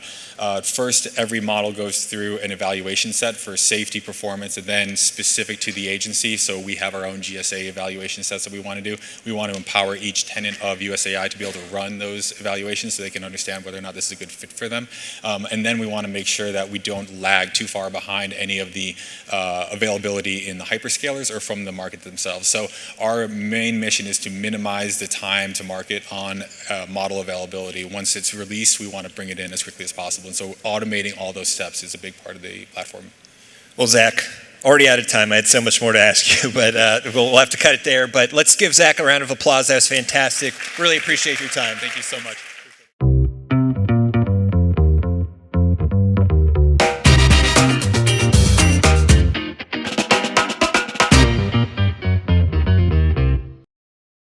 Coming up next.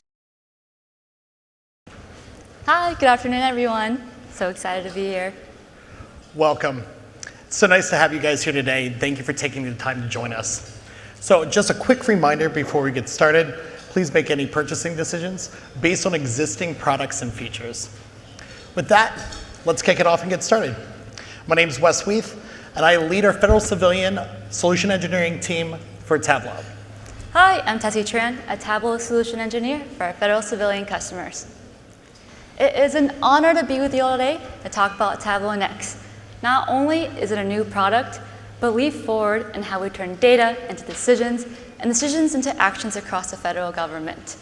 We are entering this new era where data and information is flowing faster than policy, but everyone's expected to wear multiple hats. Within this environment, the ability to see and understand data isn't quite enough of a competitive edge to keep up within this AI race. Now, we must also include the ability to act on that data. And that's why Salesforce isn't just keeping up with the times, it's leading and defining the AI race, directly aligning with the vision laid out in America's AI Action Plan that was recently published by the White House. The plan calls for federal agencies to responsibly deploy AI, upskill workforce, modernize data infrastructure, and ensure AI serves the public good. And Tableau Next delivers the tools to support every one of those priorities, starting with trustworthy, human-centered analytics. And with the introduction of Tableau Next, we're not only bringing forth a new modern platform, we are delivering on a next-generation analytics engine built for real-time insights, mission-critical insights, and scalable governance. So empowering federal agencies to not only be data-driven, but data-ready. The federal government urgently needs three things: agility, trust, and collaboration. So agencies can expect to operate in a more agile environment with AI-powered analytics, dynamic dashboarding, natural language querying, so you can always get the answers right there off the bat. Trust. And Salesforce is all about trust, and Tableau Next is built on a FedRAMP enterprise-grade architecture built for the ever-evolving demands of federal compliance, ensuring auditability and transparency at every level of the government, and again, supporting America's AI Action Plan for responsible and explainable use of AI. And of course, collaboration. Whether it's improving public health response, strengthening cybersecurity, or scalable governments, Tableau Next breaks down those silos and fosters collaboration by being able to share insights seamlessly across different departments, again, promoting coordination across the agency. But how does Tableau Next exactly empower every employee to wear all these multiple hats? Of course, with AI, right? So Tableau Next enhances every AI agent with analytical skills. These skills are Data Pro, Concierge, and Inspector. With Data Pro, employees can utilize an AI agent to prepare, model, and visualize mission data at scale, unifying inputs from across different departments without the weeks of prep. Concierge. People can have plain language conversations with an AI agent about their data, so they can ask questions directly against their data, get mission-critical insights instantly without those extra layers of requests. And of course, Inspector. It works like an early warning system using AI to scan your data for anomalies, opportunities, risk, and more, so you can always be proactive, stay alert, be decisive, and always stay ahead of the curve. Again, together with Tableau Next and Agentforce, we bring the agility, trust, and collaboration so we can empower everyone to not only be data-driven, we can also lead the AI era. So let's bring this to life, Wes. Let's put on the right hat for the job and show everyone how it works in action. Awesome. Thank you, Tessie.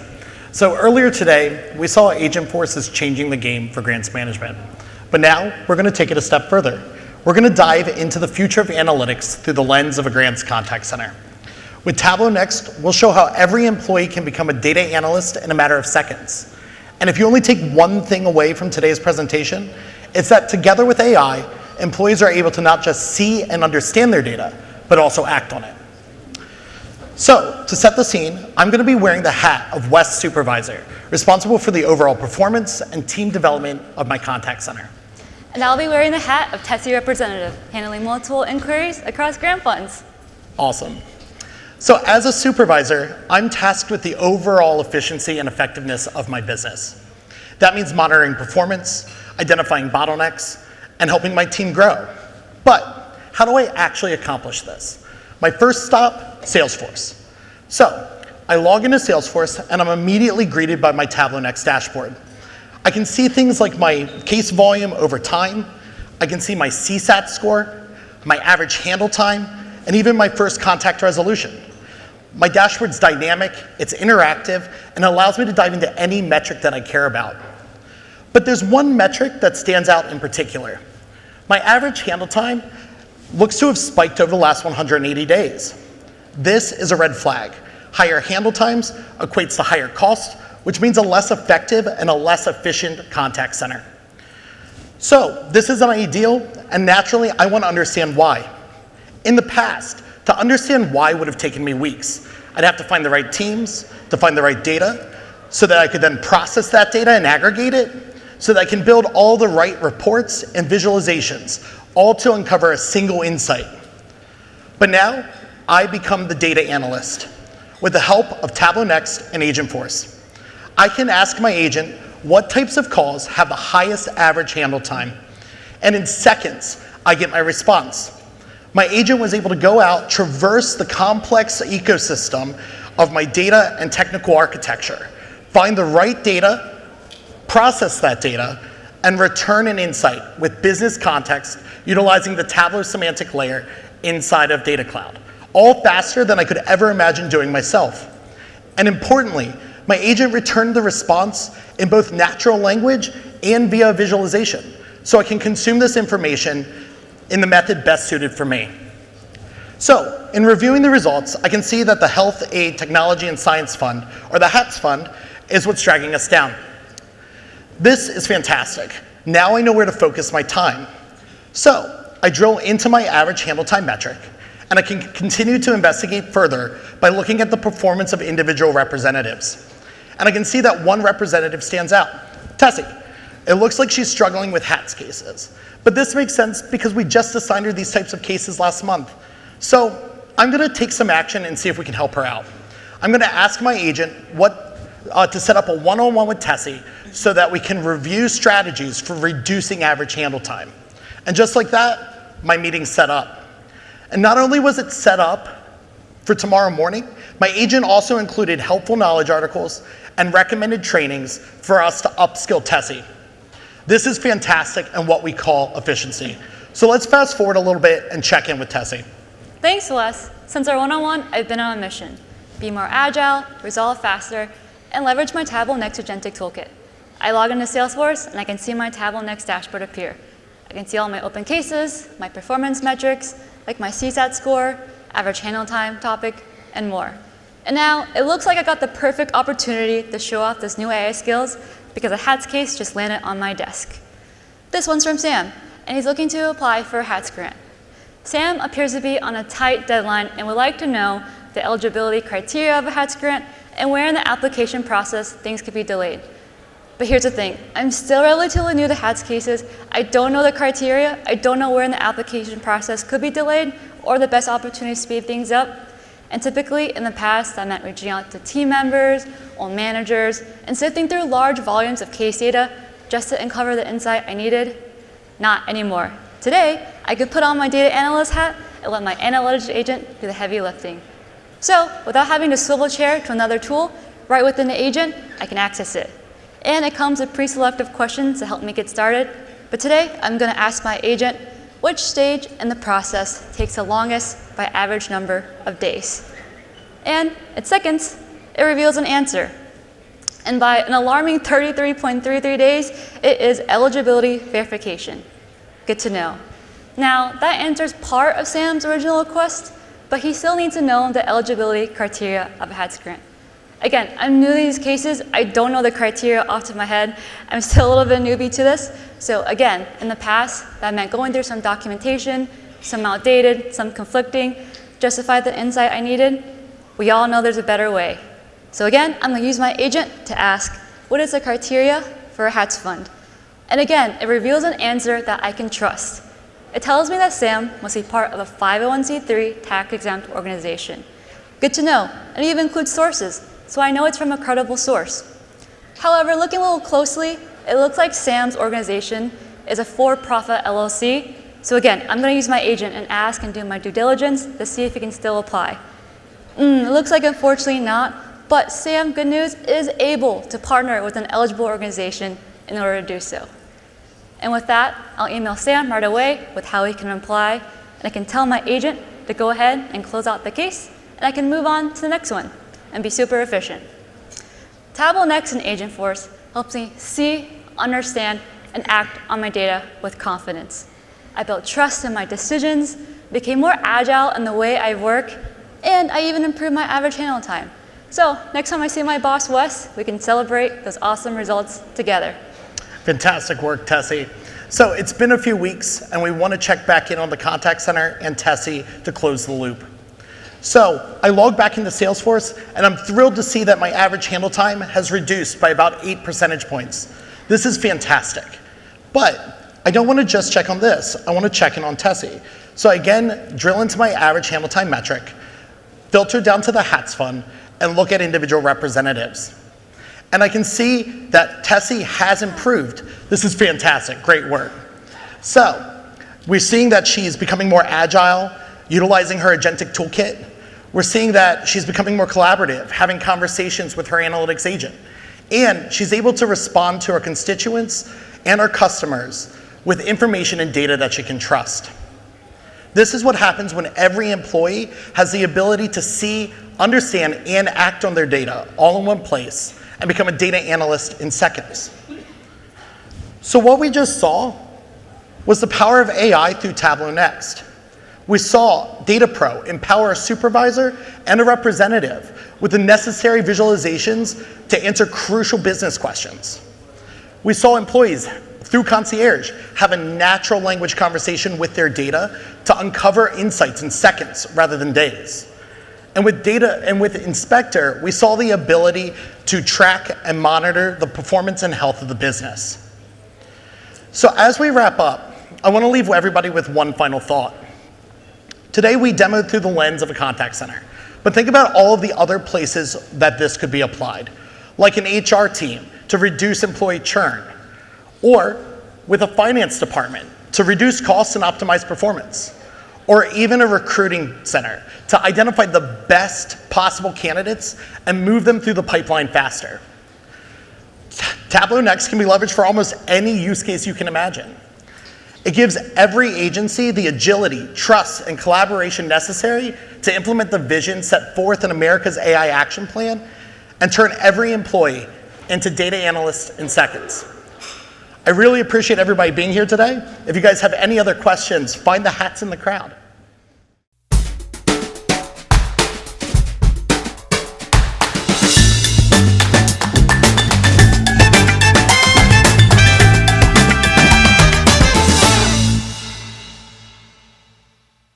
Coming up next. It is so wonderful to be among public sector leaders who are dedicated to transforming and reimagining government services. For the past decade, I've been working with government agencies to help them navigate their biggest questions on AI. And as you heard today, the possibilities are truly inspiring. I have the privilege in being able to work with caseworkers, building agentic AI capabilities into public sector solutions. And before we dive in, I like to try to get a little bit of audience participation. Now, how this is going to work, I'm going to ask 3 questions, and if you can relate to them, I want you to go ahead and raise your hands. I'll also be talking a little bit about future innovations, so please make your purchases based off of those. Okay, the first question for you. How many of you have had an interaction that just went in circles and you couldn't progress forward? Anyone? Okay, I'm going to share a personal story with you about my conversation over text with me and my 15-year-old teen. This is how it goes. You guys are already starting to laugh, okay? First, for me, what time do I need to pick you up? My teen, not sure. Me, can you clarify what that means? My teen, not really. 20 minutes later, I'm driving in circles as the parent Uber that looks like they don't know how to use their GPS. My teen, you can pick me up now. What if we were able to have effortless interactions? Wouldn't that be amazing? I would definitely have less gray hairs. All right, second question. How many of you spend a quarter of your day searching for information? I know I spend a lot of time doing that. I talked to a caseworker, and she had spent all morning looking for verification documents for her client, only to find out she already had the file open. It was nested within one folder after a subfolder, and that folder was named after the caseworker who had retired in 2005. What if we were able to get answers instantly? We really save a lot of time. All right, and the third question is, how many of you have looked for advice, but the answer that you were given was just so generic that it really didn't help you at all?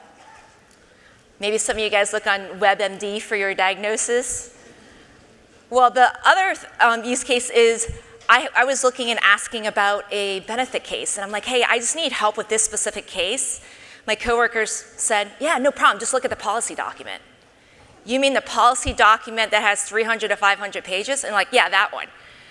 What if we were able to get personalized advice to help you on a case? Today, we're going to explore the Agentic AI and being able to deliver those services, help your caseworker boost productivity, and help your constituents self-serve.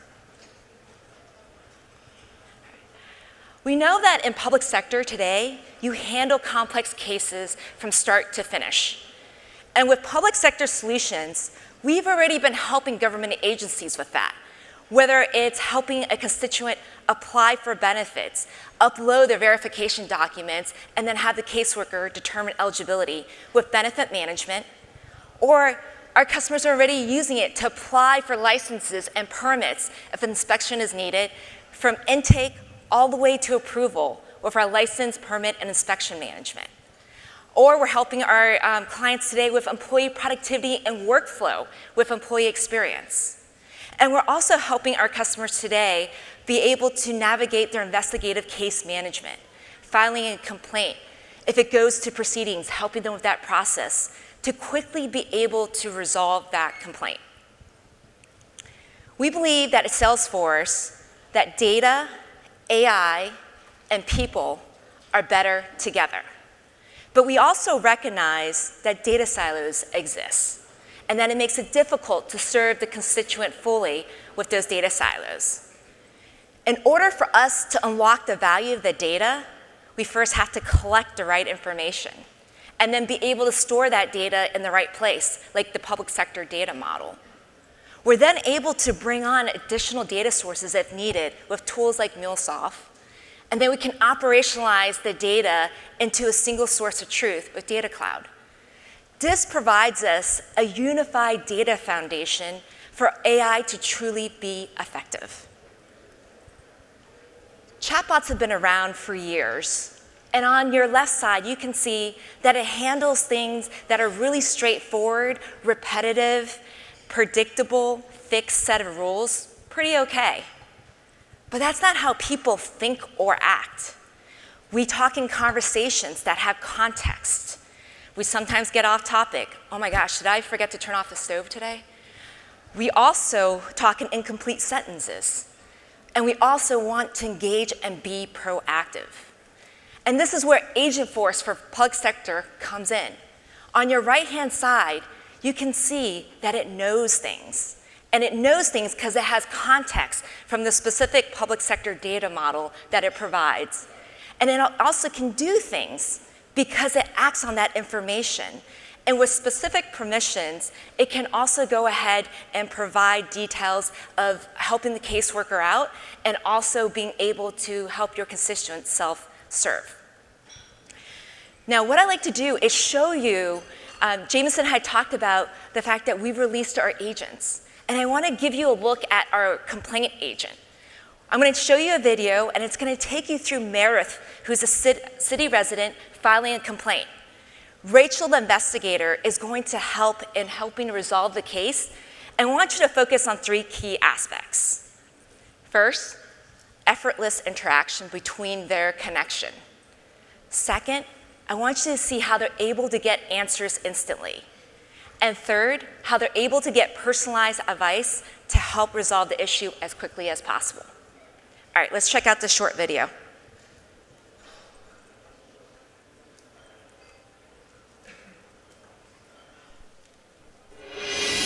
Let's see how Agentforce for Public Sector helps simplify compliance and complaints reporting. Meredith Gleason, a resident of the city of Riverbend, has recently been a victim of negligence. She logs into the city website to register a complaint against her property manager, which is assigned to Rachel, an investigator. Before Agentforce, this would be a manual process where Meredith would be handed off to the complaint intake officer after initial data capture by the chatbot, making it a disjointed experience.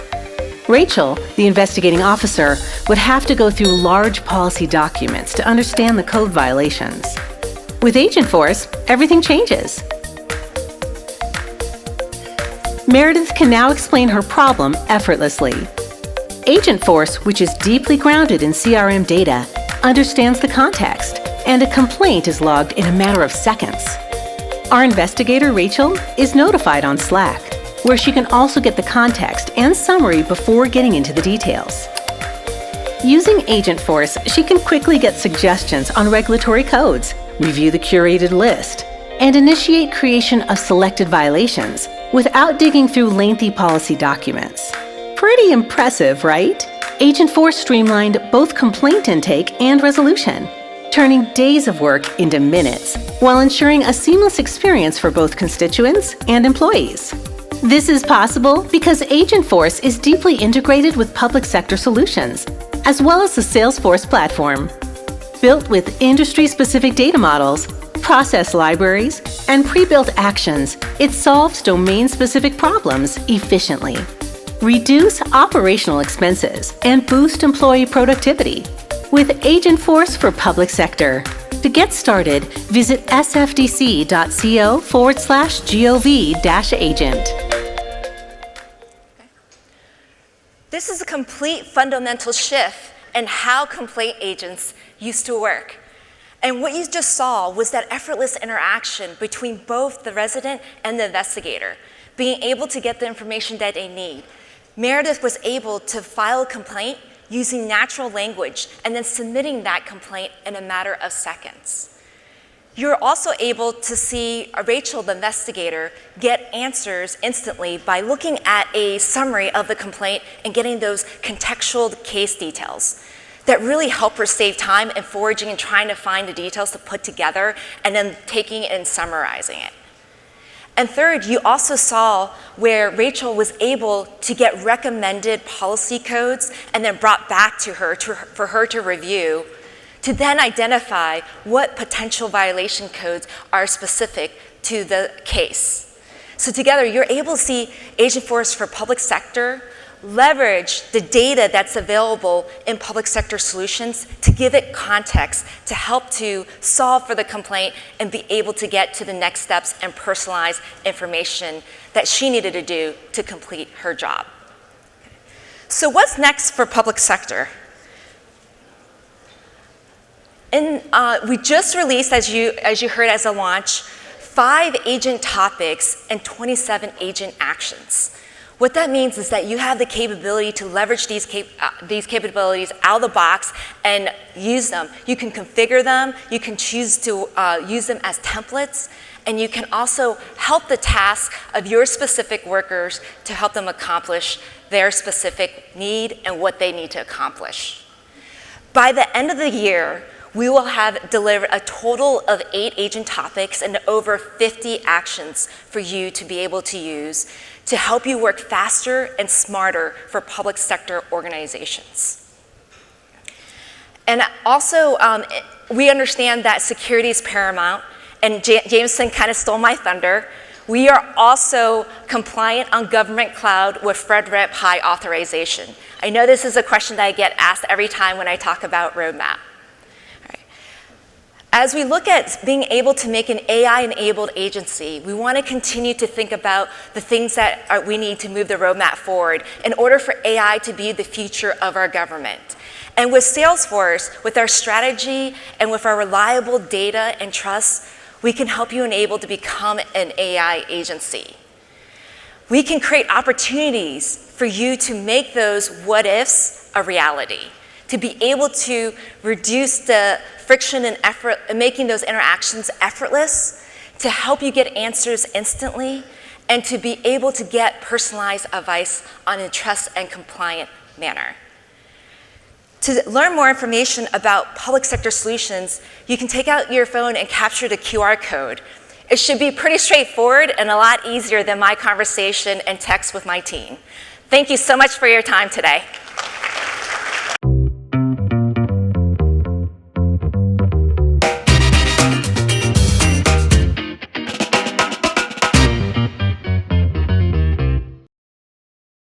Coming up next. Bridget, thanks so much for joining me. Welcome. Thank you for having me. Well, we've talked a lot today about the adoption and exploration of agentic AI, and we've covered a lot of ground, but I want to talk to you a little bit more about how federal agencies like your own at the Department of Energy is really leading into the mission side of AI adoption. I think, in our coverage on FedScoop and elsewhere, we've seen that there's a lot of back office adoption of AI, but it's more sparing, and maybe that's just my own thoughts and perspective on it, but it's not as much on the mission side just yet. So I'm curious, how are you thinking about taking that next step into adopting AI for mission applications? You're correct. The main pieces about back office is the ones that are scalable and mainly done. But at Department of Energy, our secretary has actually embraced AI, and his very first day was saying, I have 9 objectives, and AI is going to help lead this way. And that crossed all of our mission areas. So our main ones are energy, environmental, and nuclear. And he's like, there's 0 use cases where we couldn't use AI to improve. Our adversaries are using it, so we should. So from a mission side, we're working across all 3. So from our nuclear, there's areas where we're looking at how we can enhance production, how we can improve where there's things that take days or months, where how we could use AI to decrease that. From environmental, with our cleanup, again, we're still cleaning up from some of our Manhattan Project's original things, is how we can use that because it's one of those less exciting areas, but it's necessary. Yeah. So we're using that in our environmental, and then with our fossil energy and doing our strategic preserve.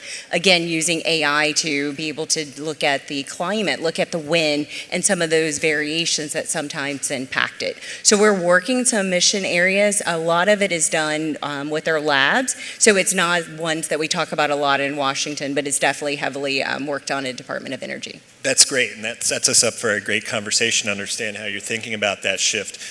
Again, we've talked a lot about agentic AI today as this really in-the-moment model for AI deployment. We went from generative AI, and now we're at agentic, and there's some things around the corner. But I'm curious, as agentic AI emerges as more of a leading capability, what does the roadmap look like for adoption for you and your team at Department of Energy? We've gotten a lot of use cases requesting it, and then we're looking at it from over the next few years. So starting out with the data, because a couple of the use cases we got, we looked at it as you don't even own or know where some of your data is. So our first step is getting ready and finding the right data and which of the use cases. First one for us is actually our help desk. It's one, and I just saw that on the video. I'm like, that is something that we're looking to do. Yeah, perfect timing from it is because it's something where we own the process, we own the system, and we actually have some metrics to be able to say this would be a good return on investment. Right now, they're saying it's 6 days to get something simple, and we're looking at how do we get that down to minutes. And so that's one of our use cases we're looking at internally within OCIO. But then the next step is doing some proof of concepts. We can't learn until we're looking at it, and then looking at some of the tools we have that's already building in AI. So like we saw today with Salesforce, we know like MuleSoft has some AI, so we have some tools, and if that's a way that we could start, because then we can learn from the industry that's already done some of these things and can give us some of those lessons. You mentioned, you received some use cases, and that kind of sparked my thought. I'm sure it's not just you and your OCIO team sitting there thinking, what are some AI use cases we can use? Although I'm sure there are some, to some degree, there is maybe some of that. But how are you going about sourcing some of these mission-driven AI use cases? Is it coming from the workforce? Is it coming from other areas? Where do you get them? I would say we are probably coming up with 5-10% of them. Most of it is coming from the mission areas as they're looking at like their workforce changed. Over the last few months, there's less workforce, but then there's also different requirements. And so they're looking at, so before, maybe 2 years ago, it was a lot of change management of you can use AI. Now everyone is trying to find ways to do their jobs a little better. And some of those areas that I mentioned, I knew that we had salt mines, but the details behind it, that had to come from someone that was doing it for the last 5 years and then starting to use AI in their personal life. And they're like, how can I use this at work? And then the other example is from like their neighbors. They work at different agencies, and so just sharing those capabilities are coming across. So we have working groups, we have lunch and learns, we also have like office hours. And so in those office hours, we say like nothing's a bad idea, and we're like working with them. And so some turns out they're not AI, they're modernization efforts. So we're able to put them in the different buckets and say, we can't solve this with AI. However, we have this other tool that's more of a data solution or it's analytics. And so we are able to educate them on what is a good AI use case, and then we can work with them to prototype it, test it, and then if it's great, we can scale it across the industry. Yeah, no, that's very helpful in describing what that sort of mechanism is to kind of get the feedback from the workforce. I'm curious, as you, in Department of Energy has a very important and very sensitive mission, when you think about the range of what the federal government does. Are there anything, as you think about fielding those use cases from the workforce, is there anything that you would think would be off limits? Is there a place you would stop, or are you open to any and everything and giving it at least some exploration to feel it out and test it? Any and everything. So we have no off limits across the board. However, there are limitations in who is capable for doing it. So like the foreign models, a lot of us had DeepSeek guidance of do not use DeepSeek. For us, we actually allow 2 of our labs to actually study it because there's value in testing the open models. There's value in understanding the performance. How does it actually compare? So we did have in a controlled, sanctioned, fully documented, any CISO out here would probably cringe. The CISOs were involved, but we had to set those guardrails that it was definitely like a monitored, it was updates each time, it was not connected to the environment. So there are some guardrails we can do, and then we did learn about a couple of the things that we thought were positive that we could leverage of a model that we may approve. But it was one where across the board, the main network, you cannot download it, do not put our DOE data into the model. However, if you were on those 2 teams, and we had 2 separate labs look at it to see if we can do some comparison between the alternatives that they had. So it's less about saying absolutely not and more about let's put the right guardrails around this use case to make sure it doesn't get out of control or that it fall in the wrong hands. Yes, that is correct. Okay. Another one to add is a lot of like the cringe around our nuclear security. We are using AI, and again, in some of those controlled environments, classified and unclassified, because that's part of like our threat vector.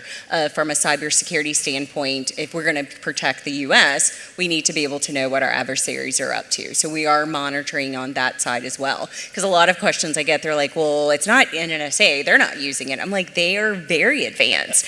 They have to be able to protect that. Yeah, well, that's great to hear, and it's definitely an interesting perspective. I love to hear that. I'm curious, are there metrics or indicators you're really thinking about, or ones that you wish you had that you don't, that help you quantify the impact that AI is having on your mission? How do you measure that to know that AI is delivering something that is really pushing the ball forward?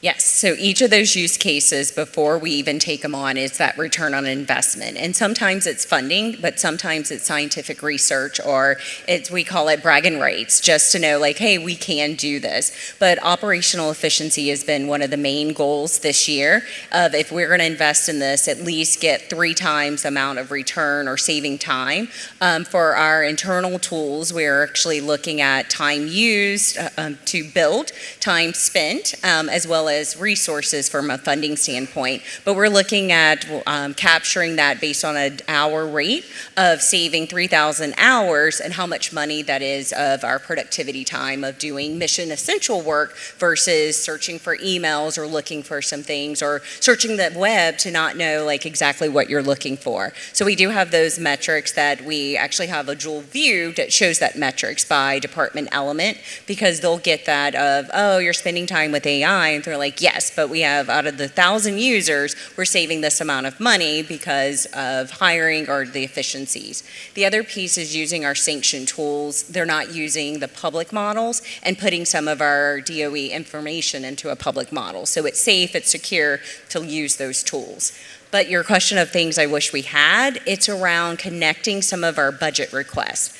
And so we have our congressional justifications that we're doing now for 27, and then we get questions on our AI use case, which is a different separate metrics. They don't tie together. So if you're putting a dashboard together, it's still working to merge those together. So if there's a way that we can look at how do we do our budgeting from a federal government with how we show the output and returns on investment would be something that I know we've gotten a couple of questions online, and so that could save us a few months of getting an accurate answer as well. Yeah, no, that's a fantastic point, and it's helpful to understand. We talked a bit about the workforce, in helping fuel the kind of exploration and bringing some of the use cases to the table. I'm curious also when you think about your workforce at DOE and how they're thinking about AI, what's the workforce's readiness and comfortability with AI? I know it's kind of probably hard to exactly quantify that or measure that, but how has that, where is that and how has it changed, if at all, in the past year or so as AI and new forms of AI have really come about? It's definitely changed. It's evolving. I would say it's going toward the positive spin of using AI, and it goes back to getting more comfortable with it, like having that access, and it's not a cost initially, because that was our first statement.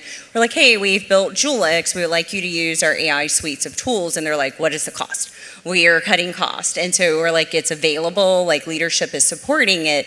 Then they started looking at it. And so we've seen our adoption since March skyrocket as we have more groups outside of OCIO that are using it. So partnering with our Office of Science, we had us demo it at their all hands. So it showed their leadership was sanctioning it. So we've gotten people look at it, and then we've noticed the uptake of daily logins, and then the different use cases now are coming out of those offices. So we're doing training, we do group trainings.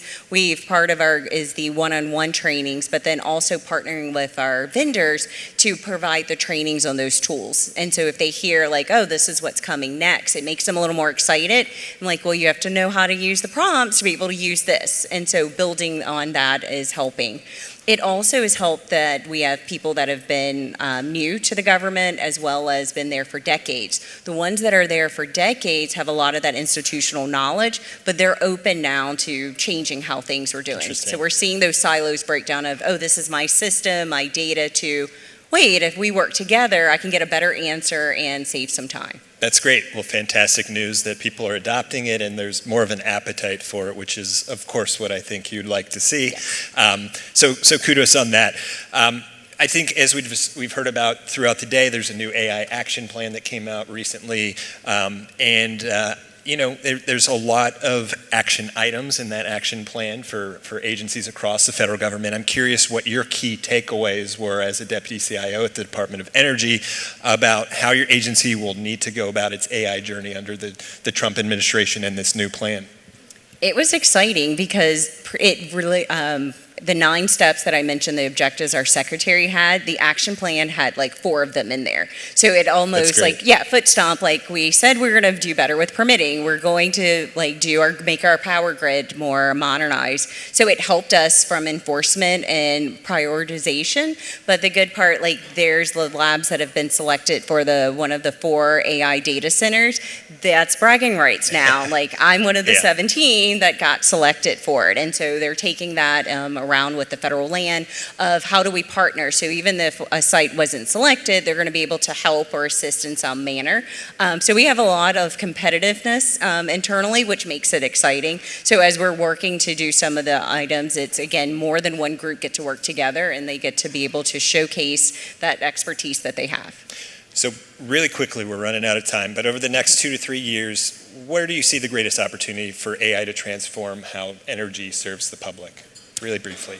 I think around the power grid is part of the pieces with us hosting 37 of the states. How do we do that more efficiently, as well as make sure like from Wi-Fi and the telecom. And so around the 5, 6G aspects are one of the areas that we're looking very forward to working with. All right, well, we know that the grid and power is such a key part of this, so we'll keep an eye on that. Bridget, thank you so much for your time today. This was fantastic. Let's give her a warm, a round of applause for her time.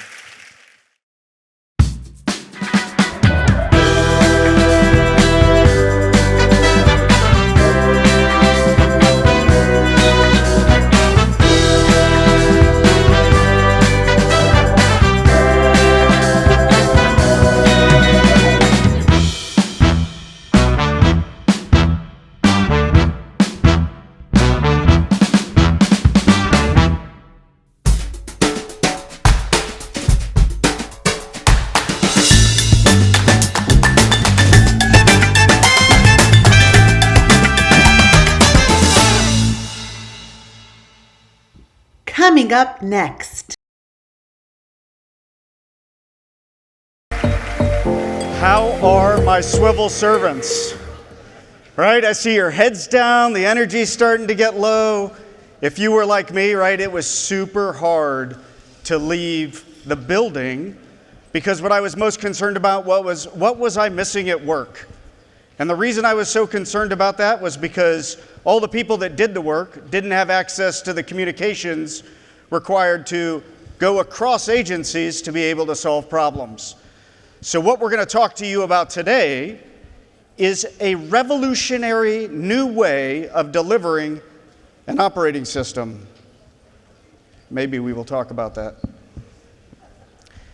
I'm going to give you a very personal story, 2018. I'm going to tell you about this little product so that Alana's going to demonstrate. I was the Chief of Staff at Headquarters European Command, and if you remember 2018, we had just declared an end to the Afghanistan involvement, the war. And we had 20,000 American citizens, both uniformed members, non-uniformed members, across all of your agencies that we were trying to get out of town. But in order to do that, we had to leverage multiple agencies, multiple applications, multiple systems to figure out how do I shoot, move, and communicate? How do I deliver banking? How do I deliver finances? How do I deliver transportation, logistics, social services, treasury, commerce, labor, defense? And how do I do it in a safe, secure way? And they tried every platform that you guys use in Shadow IT, because we embrace the suck as federal servants, don't we? We go make it up behind the scenes. So we send stuff. We were using Facebook Messenger. We were using WhatsApp. We were on Instant Message, right? If you were in the IC, we were on Signal and Wicker Pro. We were leveraging all these things. And to Mia's point earlier, government was frustrated and American citizens couldn't get out of country to get back home.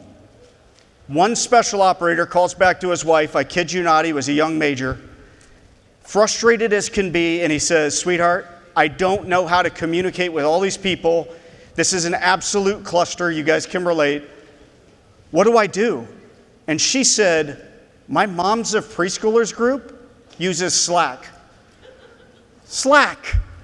She's like, "What's Slack?" "I don't know, but it's this really cool app, and allows all the moms to talk. There's a 3-year-old channel, a 4-year-old channel, a 6-year-old channel. She goes, moms can get in, dads can get in, teachers can get in. So lo and behold, this special operator deploys Slack, the free version, to 186 interdepartmental agencies, and in less than 14 days, we got 20,000 American citizens out of Afghanistan back into the good old US of A. I think that's a pretty powerful testament, and 7 years later, right, we are now delivering even greater experience. The great assistant or deputy CIO just talked about AI is present in some of the Salesforce. Hopefully what you've heard today, Salesforce is an AI company first. Every single product that we deliver has an autonomous agent AI engine deeply embedded in the unified platform. So if you are a Salesforce user today and you would like to create differentiation, you just have to talk to us and we will help you turn it on and start realizing the benefits.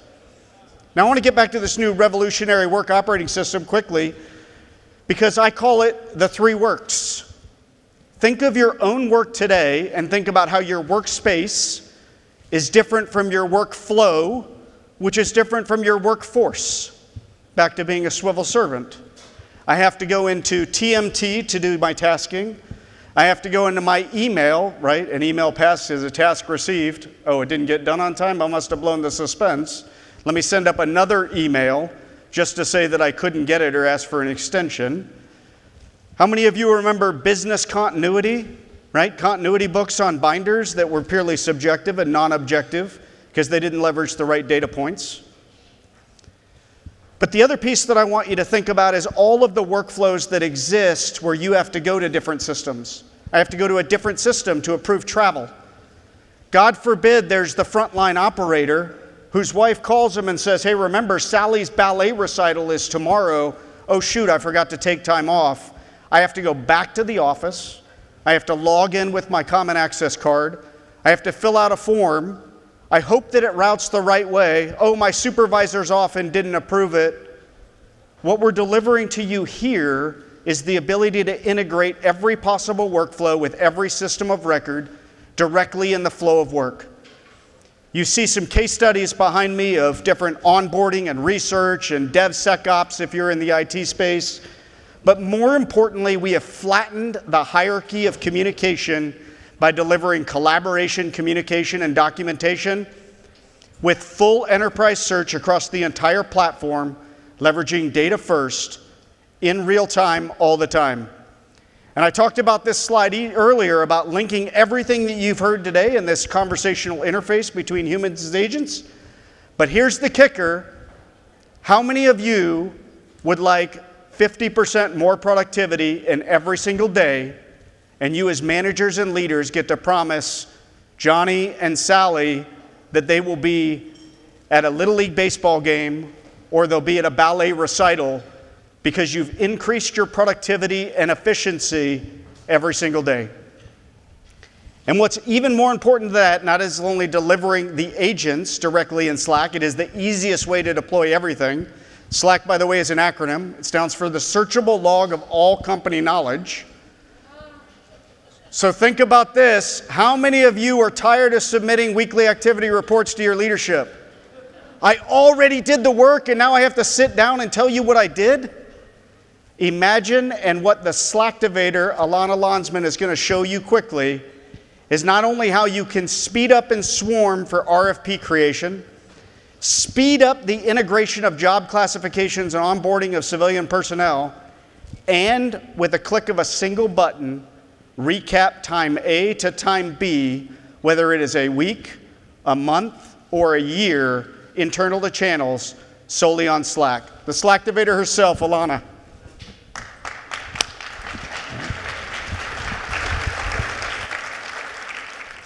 I want to walk you through a few examples of how Slack can help federal agencies.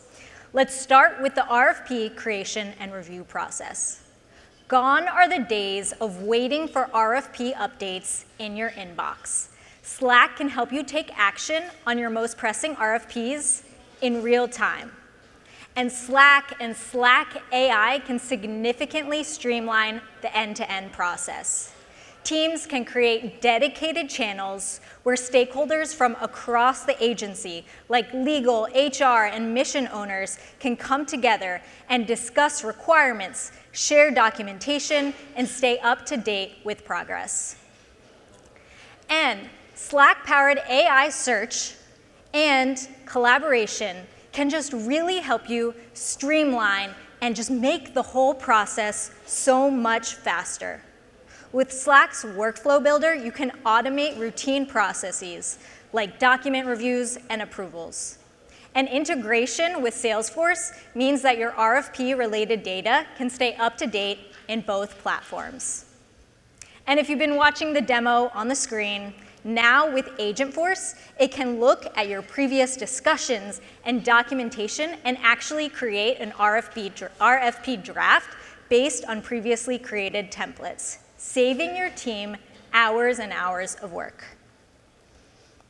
Okay, let's look at another example. If you've ever been involved in the hiring process at a federal agency, you might know that it could take, on average, 256 days to complete the process, from creating the position description to classifying the job, all the way to onboarding the individual. With Slack, agencies can complete that progress in a matter of weeks. Sometimes even a little change needs to go through a classification authority. It is a long, linear process. And as Jameson said, Slack can flatten that communication hierarchy, making it so easy to just get everything done in real time simultaneously. And whether you want to work in Slack or Salesforce, now you can collaborate and access your data in the location of your choice with Salesforce channels. And many times you need to bring in an external authority to get clarification on something. Well, now you can just add them to the channel and get that question answered immediately, instead of sending an email that maybe will never even be responded to. Let's bring Agentforce on top of all of this. Agentforce can be configured to analyze position descriptions, match job requirements to classification standards, all while looking at federal guidelines.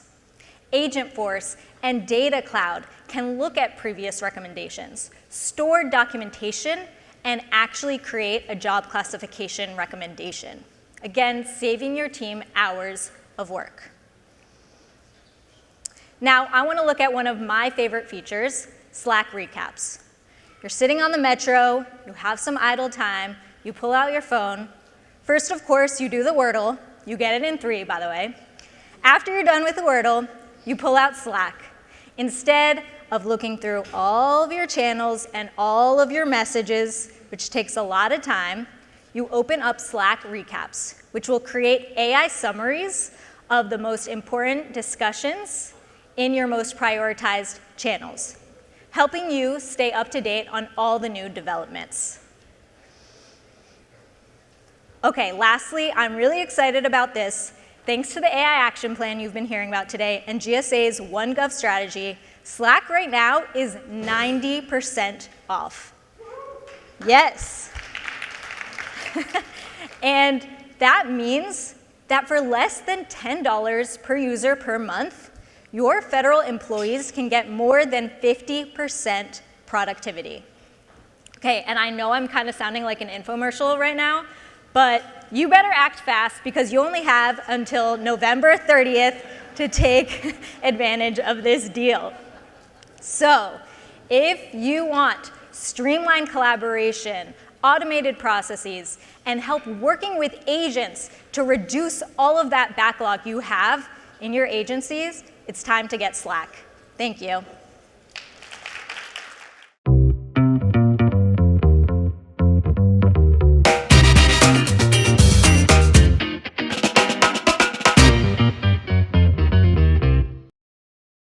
Coming up next.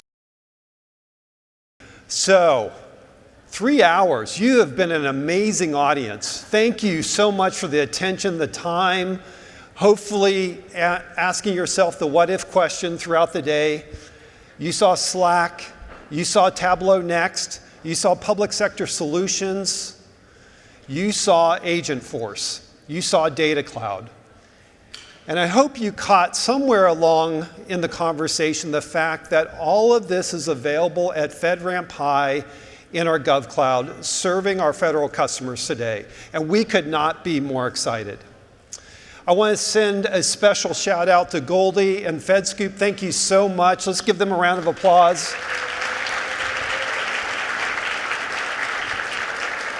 I've never presented in a room that was this pink. So Goldie, thank you. I wasn't ready for that. It was beautiful.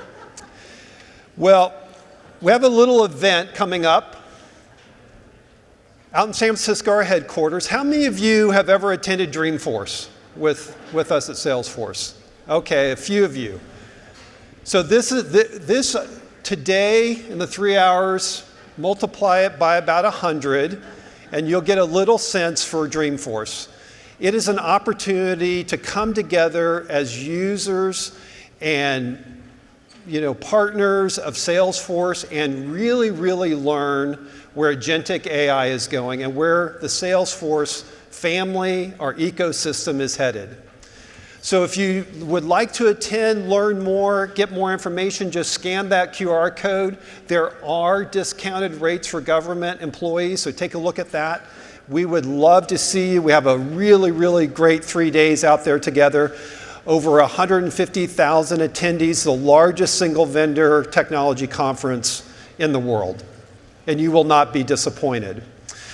Well, on behalf of Salesforce, we want to thank you, but we don't want you to leave. We have a band, we have a happy hour, we have refreshments. Goldie told me the doors are locked. You got to stay and enjoy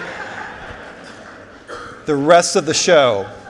So with that, we're going to conclude our formal presentations. We would encourage you to interact. The band will start setting up and be hitting the drums, the keyboards, the guitar, and the bass very shortly. So we'll let them get set up. Go ahead and take a break, grab some refreshments, and come on back and enjoy the interaction with each other. Thank you so much.